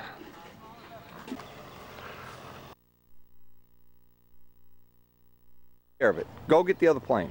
The gear, that's it. The gear has to go inside, and then you tie it up here, you know, for your temporary tie down. Right. That fits just like that Novanta. That's good. Just put a string on the front, and it's not even hitting the door over there. Okay. So this is unflown. Rich has, it's got a Rojet 90, of course. And the only thing we're waiting for, patiently, of course, is Rich has get, oh, look at all the water came out of the truck. Holy Christ. I guess that really is leaking out quick, huh? Yeah, well.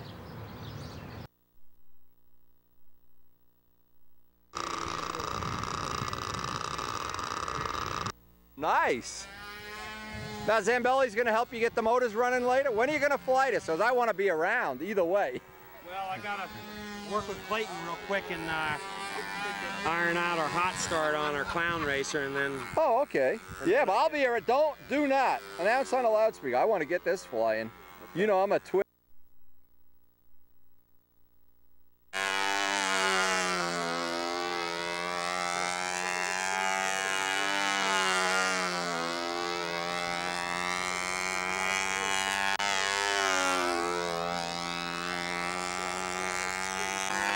While Jonathan was flying, we had to run over and change batteries, but he's still flying. This is his first flight at Brodax. Plane donated by Sleepy Ken Dawson.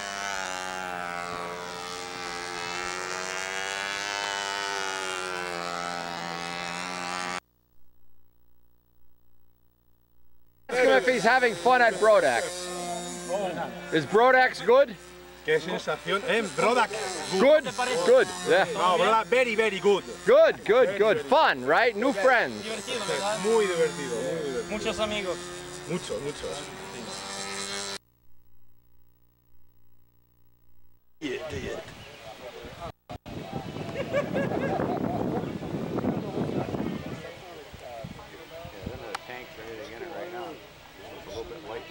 Wind blows too hard, it'll be sitting on its tail. Shipping everything. Gene Lundy, look at the wings on this thing. Coming. I know you'll take care of it. Wow. The breeze will take that off on the ground here. Toughest thing on there is those big flaps. The yellow one. Yellow? You like yellow? All right, pal. I haven't seen you in a while. I adjust 4 pounds of pressure at the nozzle, 4 to 5, and 5 to 6, depending on what I have here, about 1 pound more. But most of your gravity type feed, HVLPs, it's equal. 4 pounds at the gun, and that's what you have at the nozzle, probably no more than 10 pounds. And 10 pounds is going to be for a heavier fluid, like thicker clears and what have you when you're spraying, automotive stuff.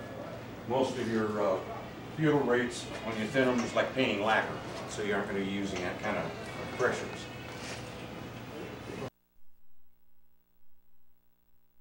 This doesn't come out looking like the right now. Rich, he's learning from Windy. I know. Nice, brother. With it. Get some posse poses. Huh? Get some posse poses. Posse poses? Yeah, pose with. From the shadow.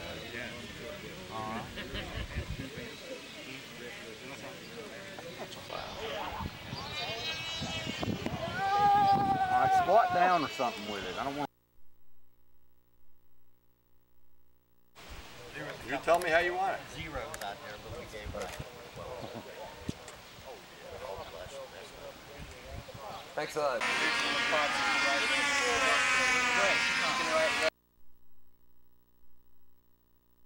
And one day we had the guys from Spain flying it. See the Swedish flag on the wing? Oh yeah, very good. Yeah. The Swedes flew it. How many flights you got on it? Not enough. I don't know, I've flown about 50, 60 times.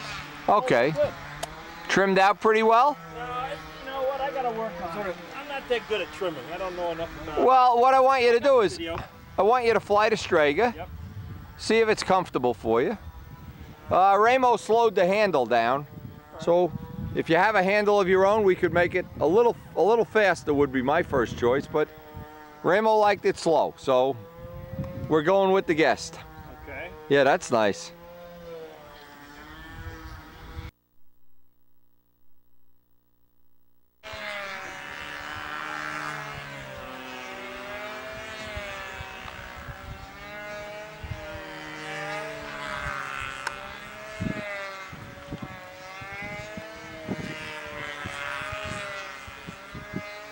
Seems to me that it's on.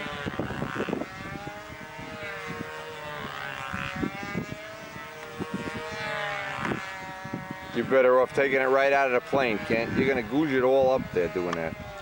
All right, that way's okay too.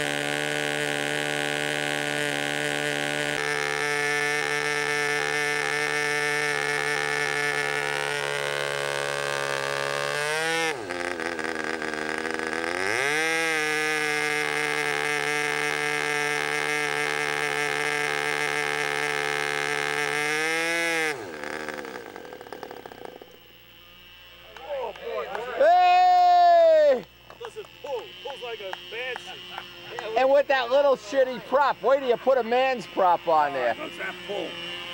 You are in, baby.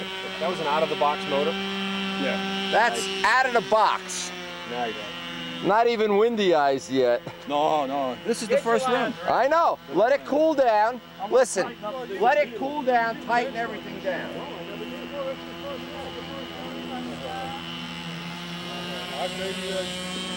How about the second run will be the first flight? How about show the flight? I tighten. Sock the engine bolts down. No, I was feeling for resonant vibration. You don't have, there's no problem with vibration. No, it's, those motors are smooth as glass. It sounds smooth. You got some torque there, huh? When that sucker kicks over?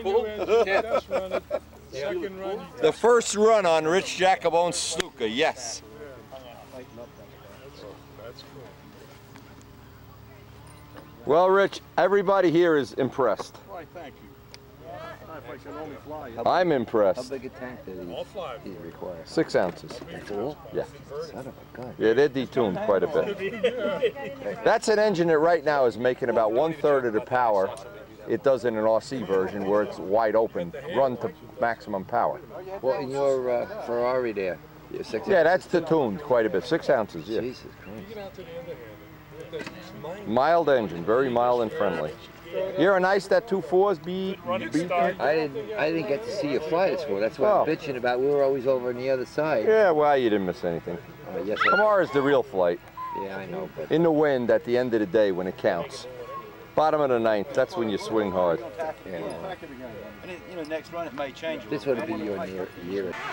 Okay, they tightened up all the bolts, checked the filter. The deal is we're gonna let it cool a little bit, run it one more time, and then set it up. When you build your first 90 ship, we award you one of these handles. Look at this handle says. World of the bent wing Stukas, where the only other person lives there is the unbent wing, Matt Newman. There you go. That's awesome. Oh, this.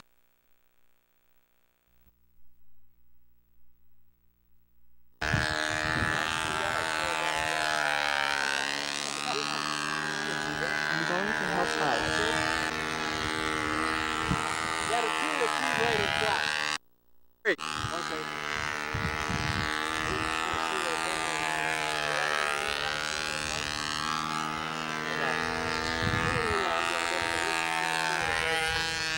There we go. Now it's sucking up some air.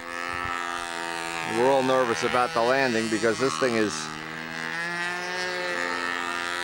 not wire gear. It's that Ukrainian gear that plug in.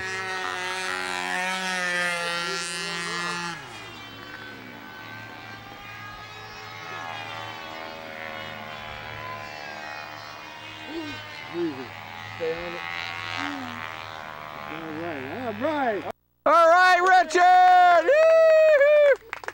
Woo! On a blur. We're gonna wait until it's darker out. And fly it again. Fly it again. Awesome. Yeah. Awesome. Beautiful. Who needs electric? To put that electric stuff away. No crowd. No crowd heap. You start up a jet, look at the crowd you get. Well, they waited for after dark. Let's see what's going on here. They had one flame out, one fire. Will Hubin set the whole place on fire. My opponent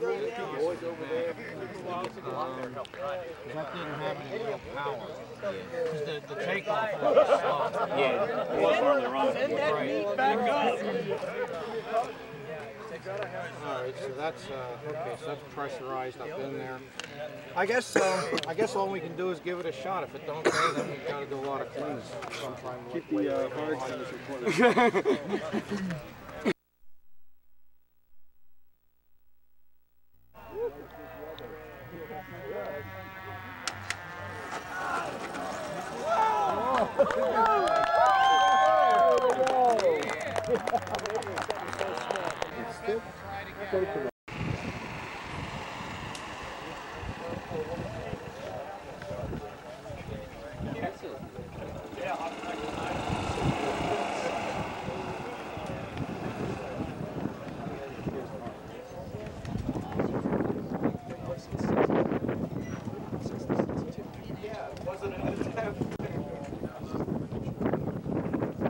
All right, folks, you ready to get this thing going?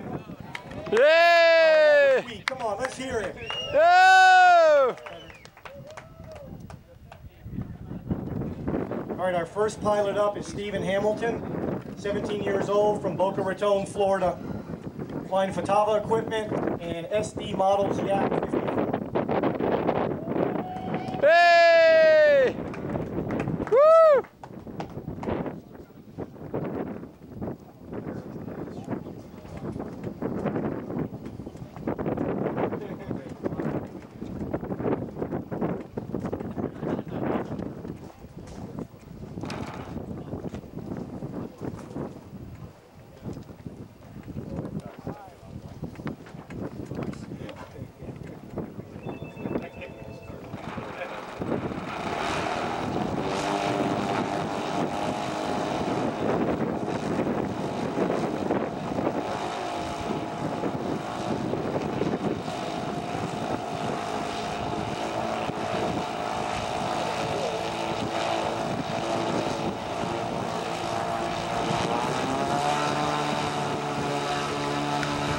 Listen to that sound.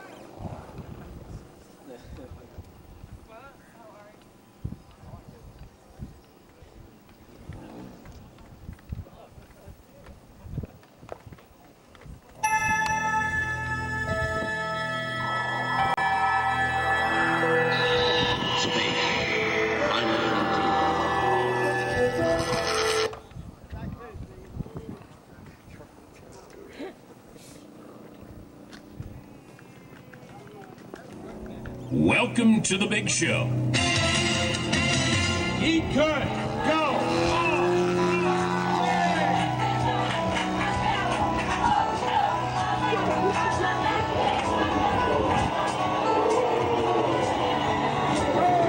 America, are you serious? It's showtime, baby. Here we go. Red Jam Slam. Hey, it's awesome.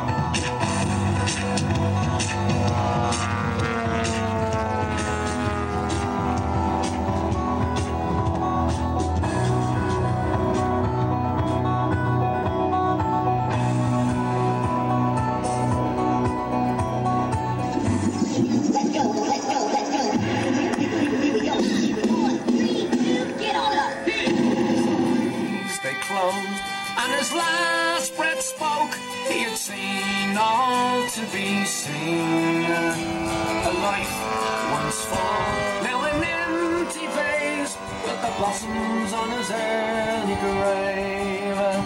Walk away, me boy, walk away, me boy, and by morning we'll be free. Wipe that golden tear from your mother dear, and raise what's left of the flag for me. Then the rosary beads, counting 1, 2, 3, fell apart as they hit the floor. In a garb of black, we must pay respect to the colour we're born to mourn. Walk away, me boys, walk away, me boys, but morning we'll be free. Wipe the golden tear from your mother dear, that's what's left of the flag for me.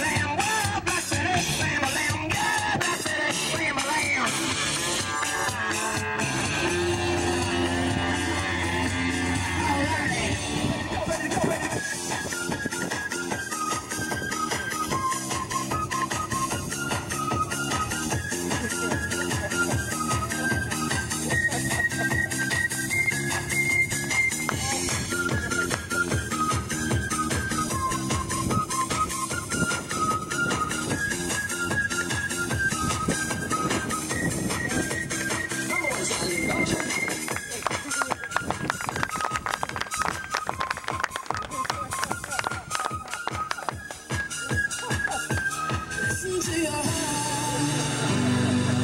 when he's calling for you. Listen to your heart. There's nothing else you can do. I don't know where you're going, and I don't know why. Listen to your heart before you tell him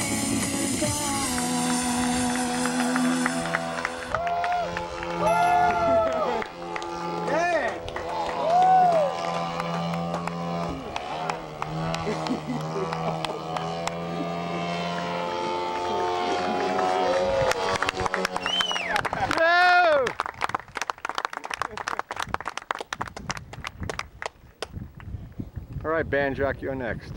I ain't going nowhere near that. You're up, Dan. You're up. You're always the showstopper. Get out there. I think I'll take my hat off at that one. You better.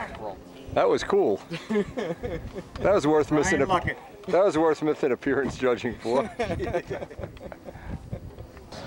Nah, Storch, are you emigrating? Whoa!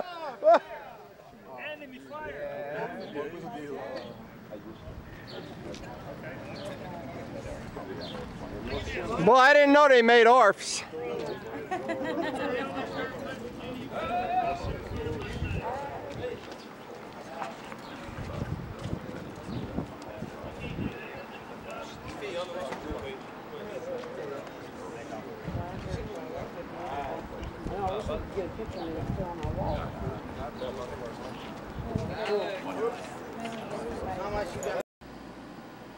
Now I had the whole way back from the Nats, 12 hours almost, to think about what I wanted to do with this. And the more I thought about it, the more it was pretty obvious that I shouldn't just give up and quit on this. And I started, one of the things I thought about was I have this brace. It's actually a jig that I can use to assemble the two fuselage halves, and that may help, maybe of some value. And then with that jig in place, what I'll be able to do is fiberglass inside and outside. Again, I have some cracks up in the nose that I can fix from inside. And I also thought of the biggest thing of all. One of the things I wanted to do is experiment with some new paint that Bob Brookins is going to be giving me. And it'll probably be a week or so before it's here. But this will give me a chance, because basically everything on here except for these little parts is Brodak dope. So what I want to do is I want to use this. Maybe what I'll do is just do the fuselage part and wet sand it back down, and then put another coat of this Bob Brookins clear stuff or the Rich Oliver stuff. And again, I'll talk to Rich, I'll talk to Bob, see which is worth a test anyway. And another thing, in the meantime, there's a lot of little cosmetic repairs on this. So it may be that what I should do, and again, what you need is to think about how I want to do this. This repair here, I probably can get, because the wingtip actually got busted off, I probably can get in there somehow and put some 16th sheet or some fiberglass inside the wing. Maybe I can even put a piece of molded wood in there, and I do have some extra molded wood from when we made the scoops. So, and it's all of that weight would basically be in the outer tip. So I'm assuming this part of the repair would add 1/2 to 3/4 of an ounce. This is going to add an ounce, but this is a 62-ounce model. Even at 64 ounces, it's not going to be a deal breaker. And it would also give me a chance to work with that paint. Now, it's been a long time since I used anything but Brodak Clear. So, and I've tried to keep in the back of my mind that I wanted to, for the future anyway, see what has happened to this is from that tank leak, and we had a leaking tank here. I over-shimmed the tank, and it drooled all over the nose of the plane. And of course you get fuel stains because we're using 10% fuel. So I didn't want to go and pretty much just abandon the idea that I could use 10% fuel, because that's usually what you want to use in hot weather. And Rich Oliver has had such good luck with his clear, Bob Brookins has had luck with his clear, I thought it was one of the things I'd want to experiment with. And this is going to allow me to keep track of exactly how much weight I'm adding to each piece. So I can see, for instance, if I add 10 grams to the fuselage, so much to the wing, and basically all of this work is on the outboard wing. I don't even have to touch the inner wing. So get this final sanded out with 600 wet, Sikkens M600 wet, and then the nicest part, the easiest part will be I'll spray it with silver filler and bring up the finish, well, one step at a time. I want it to fix one part, and then while this the dope on this part is drying, just like we always build a take-apart plane, then I'll start working on the wing. Refinish, and I think, and I thought about this for a good part of the ride home, I really do want to have this plane back, and because it's a concourse winner, I have even, so in fact Sleepy's going to bring me the concourse prop tonight. This was one of the things I really wanted to have. I wanted to really totally have this in my collection of planes, along with the Spitfire and the B-25, and I do get a certain happiness from having these planes.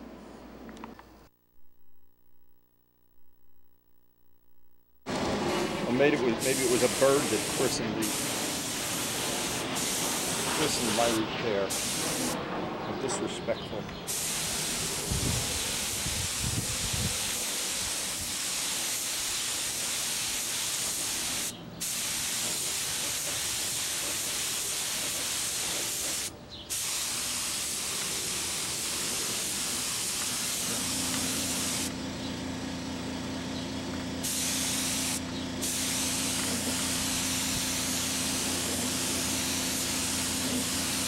So what I'll do is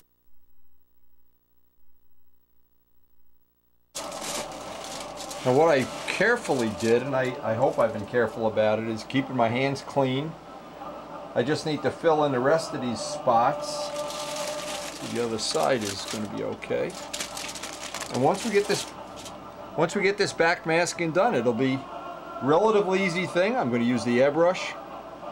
Spray the black, wait about 20 minutes, put the silver highlight, and then that'll have to dry overnight.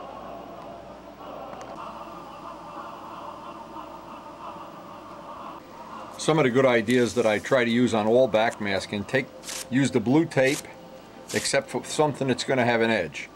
Give it a couple of swipes on a t-shirt, and in this case, I'm backmasking and the extra tape. I'd rather have it bleed through. In fact, here I have to cut back on this a little bit.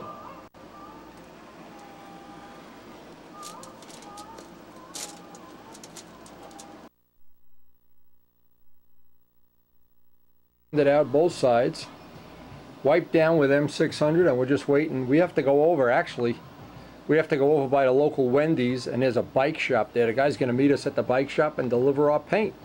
We're kind of excited about having my first ever delivery of paint. Usually in a paint. And we have our gauge that when we built the plane, where's that gauge? Gauge for lining up the tail, hinge line to hinge line. So the first thing is to get, let's get the push rod in just for now.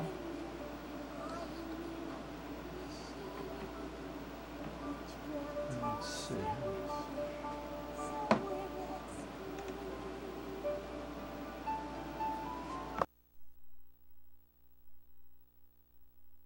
Trimming out, it's coming around, and we're still on the first day. We're going to try to get some tripod flights, but again, swirly air, the camera's never in the right position. It really is annoying. Now, what's going to be fun now is air density is Muncie. It's 86 air density. Right now, that's about what Muncie is. And as this day is getting hotter and hotter, it's allowing me to really experience what this hopefully would be like in Muncie air.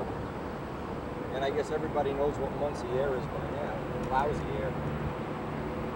Very thin, very unpredictable, changes quickly, as Rich Oliver documented in the last stats. It was sneaking up on 85, and it's hanging in there. But now with 5 or 6 laps of fuel extra, that's cutting it pretty close, but Again, what's nice is if you get too close, we'll just put some pantyhose on, a la the Rich Oliver trick that came from Control Line World. Works perfect. And that pantyhose trick and an O-ring works perfect every time. Never seen that fail.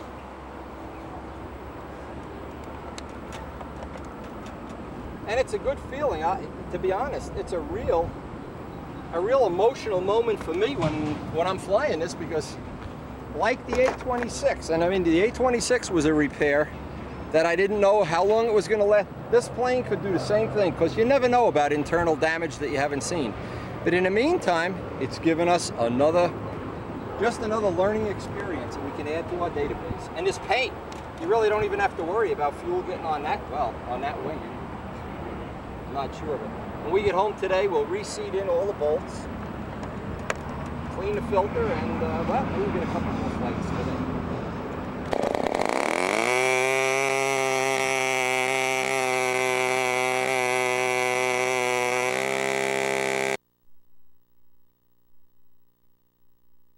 Base on these props up at the circle burner field, but the trouble is the air here is totally different.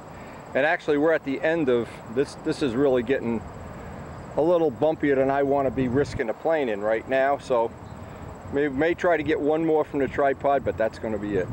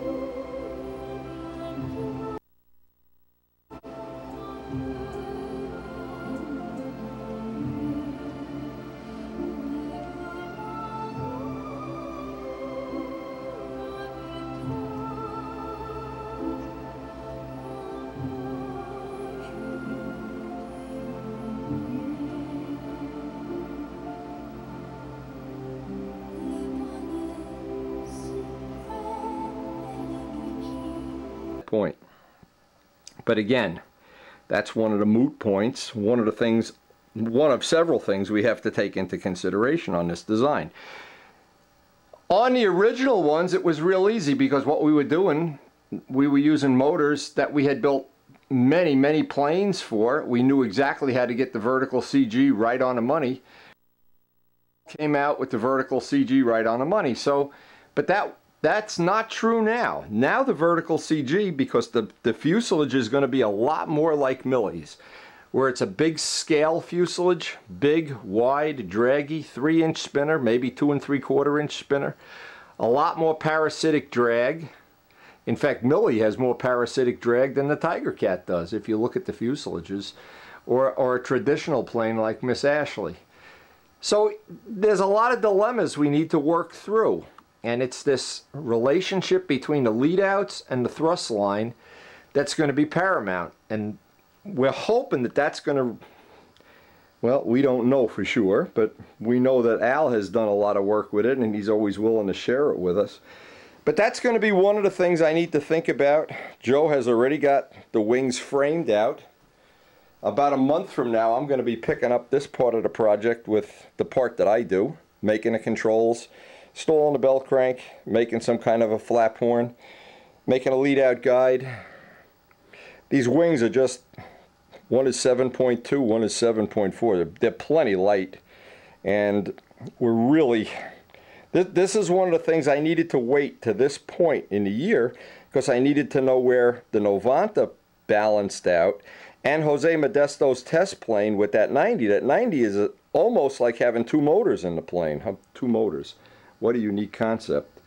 But I didn't want to spend, and I didn't want Joe to spend all this time, and we have a built-in problem that we could have resolved just by thinking it through a little bit better. So all the time that we're going to spend on laying this out, and I'll lay this out later today, I need to have another cup of coffee. I need to go over to the train layout and just think this through, because this is going to be my project for the day, one of my projects, and I want to show this to Joe if he shows up at the field soon, or maybe he'll be at the meet Sunday, and get some feedback from him. But in the meantime, we have all this data to work from. I have Al's Millie here that I can use for some kind of a reference.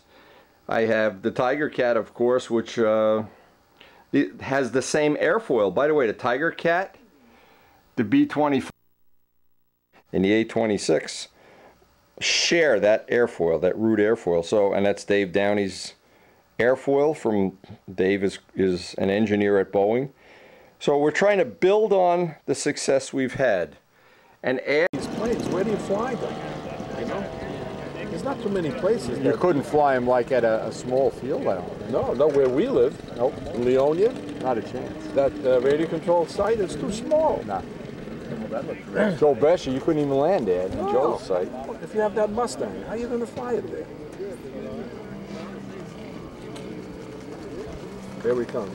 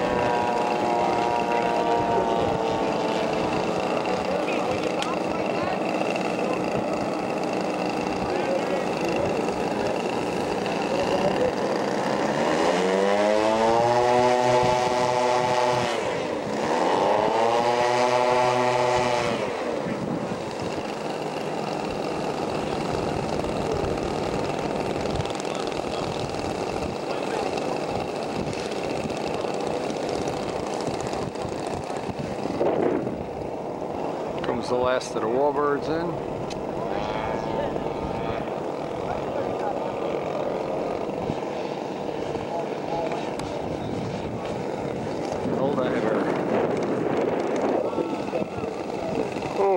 Oh, nice. You believe that? Tail up?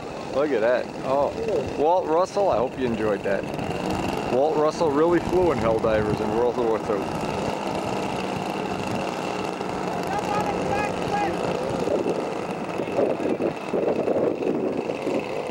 And after this, we're going to have to get down to the weigh-in. Sounds like we work for Jenny Craig.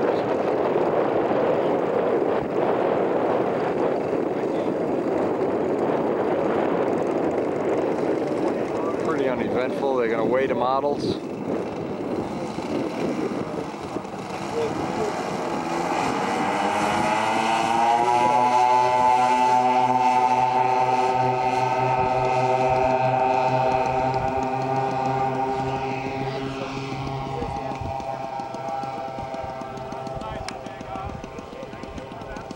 Gear going up, gear up.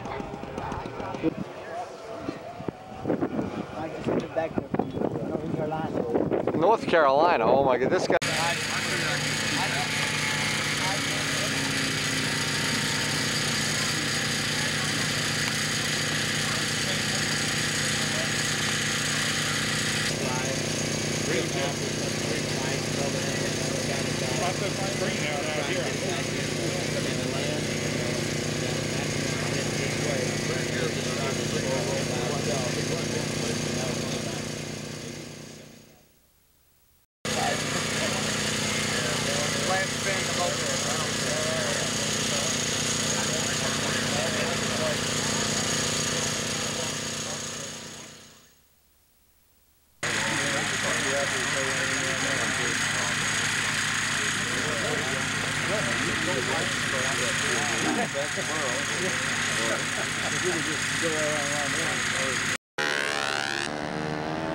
How you doing, Johnny?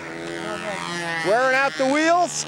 Yeah, if they're pointing in, I got to bend them out. If they're pointing this way, they should be out. I got plenty of wheels if you wear them out. Yeah.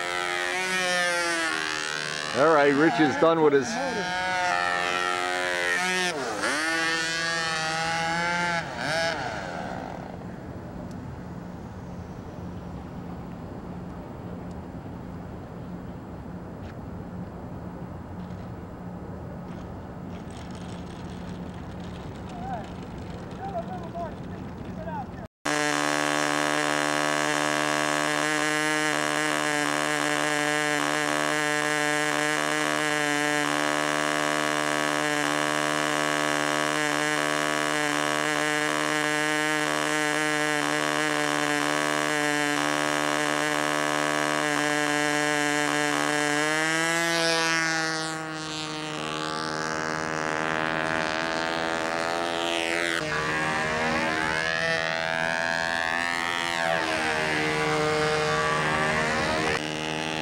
Look at the color of those leaves. Yes, he's going through his own air. And this is what happened when I was flying before. Right in the middle of the flight, the air went stone dead. Stone dead. And you got no breeze to hold it out there.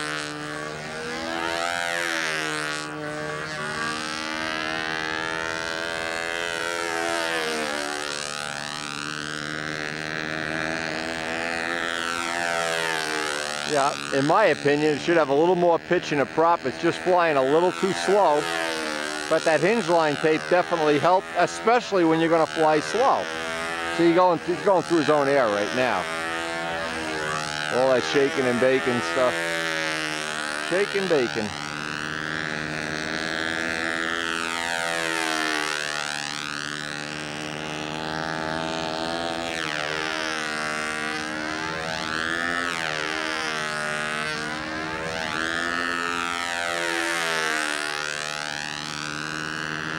And what's happening with the air is you got a little breeze at your back for a couple seconds, you start a maneuver and it either stops or it changes 180 degrees. Well, it's certainly not hurting for corner now. Not one bit.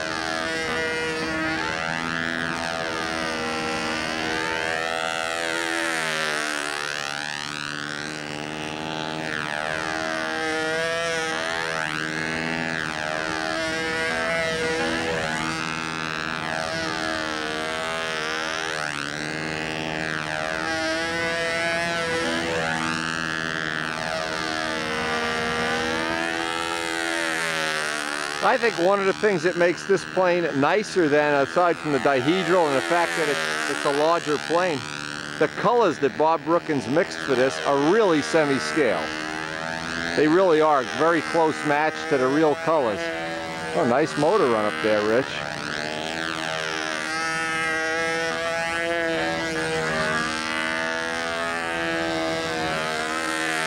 That air is shifty.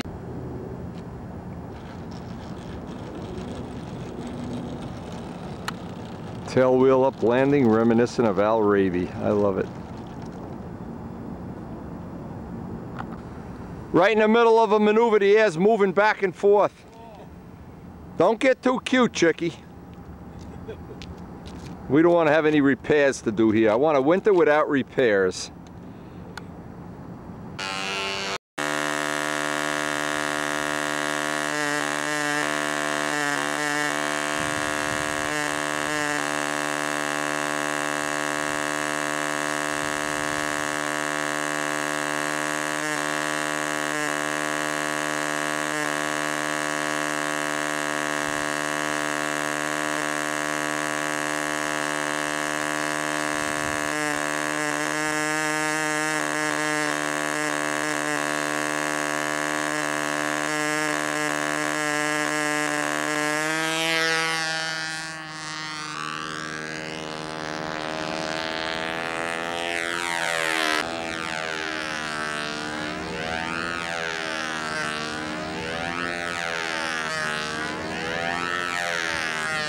This will be the last flight because we basically have lost the air.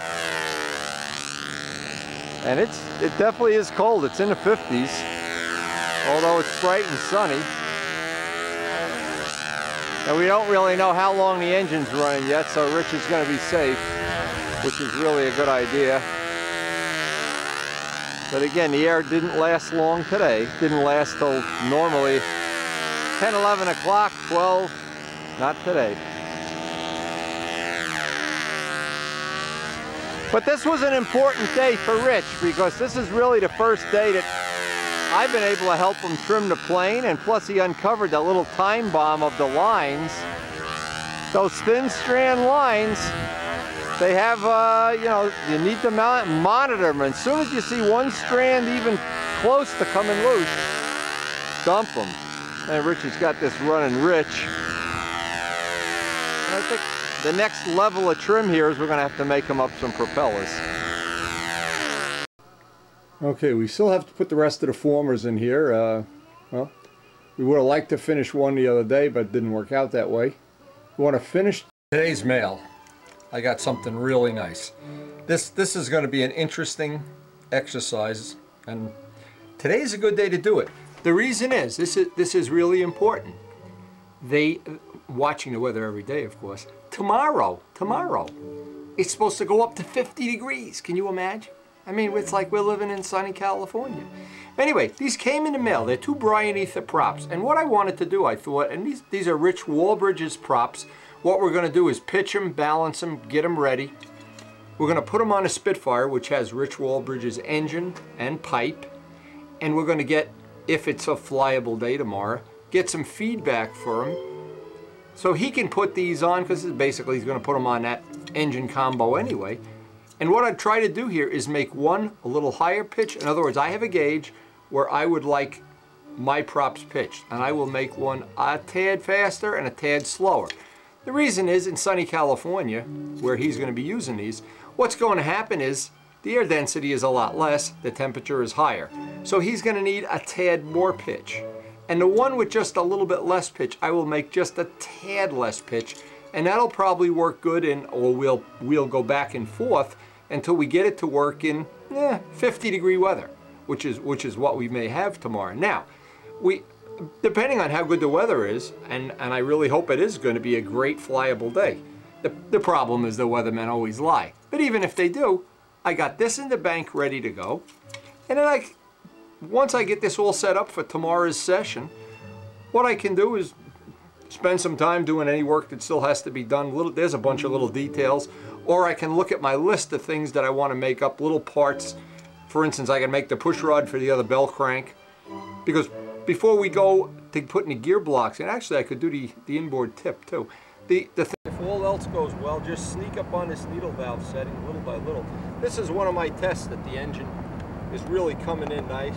It's not a real scientific thing, but that when a motor's warm, boy, that's about as nice as it gets.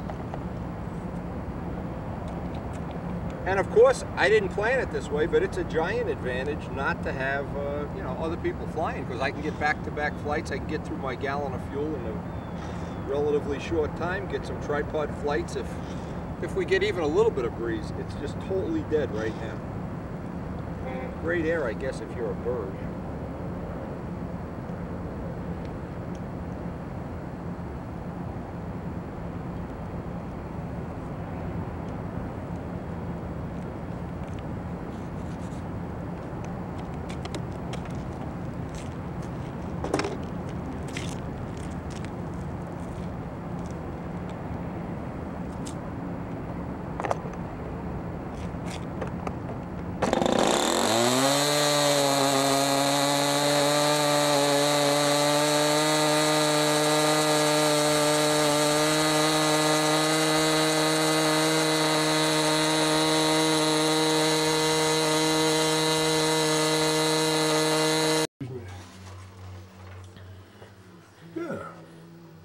Okay.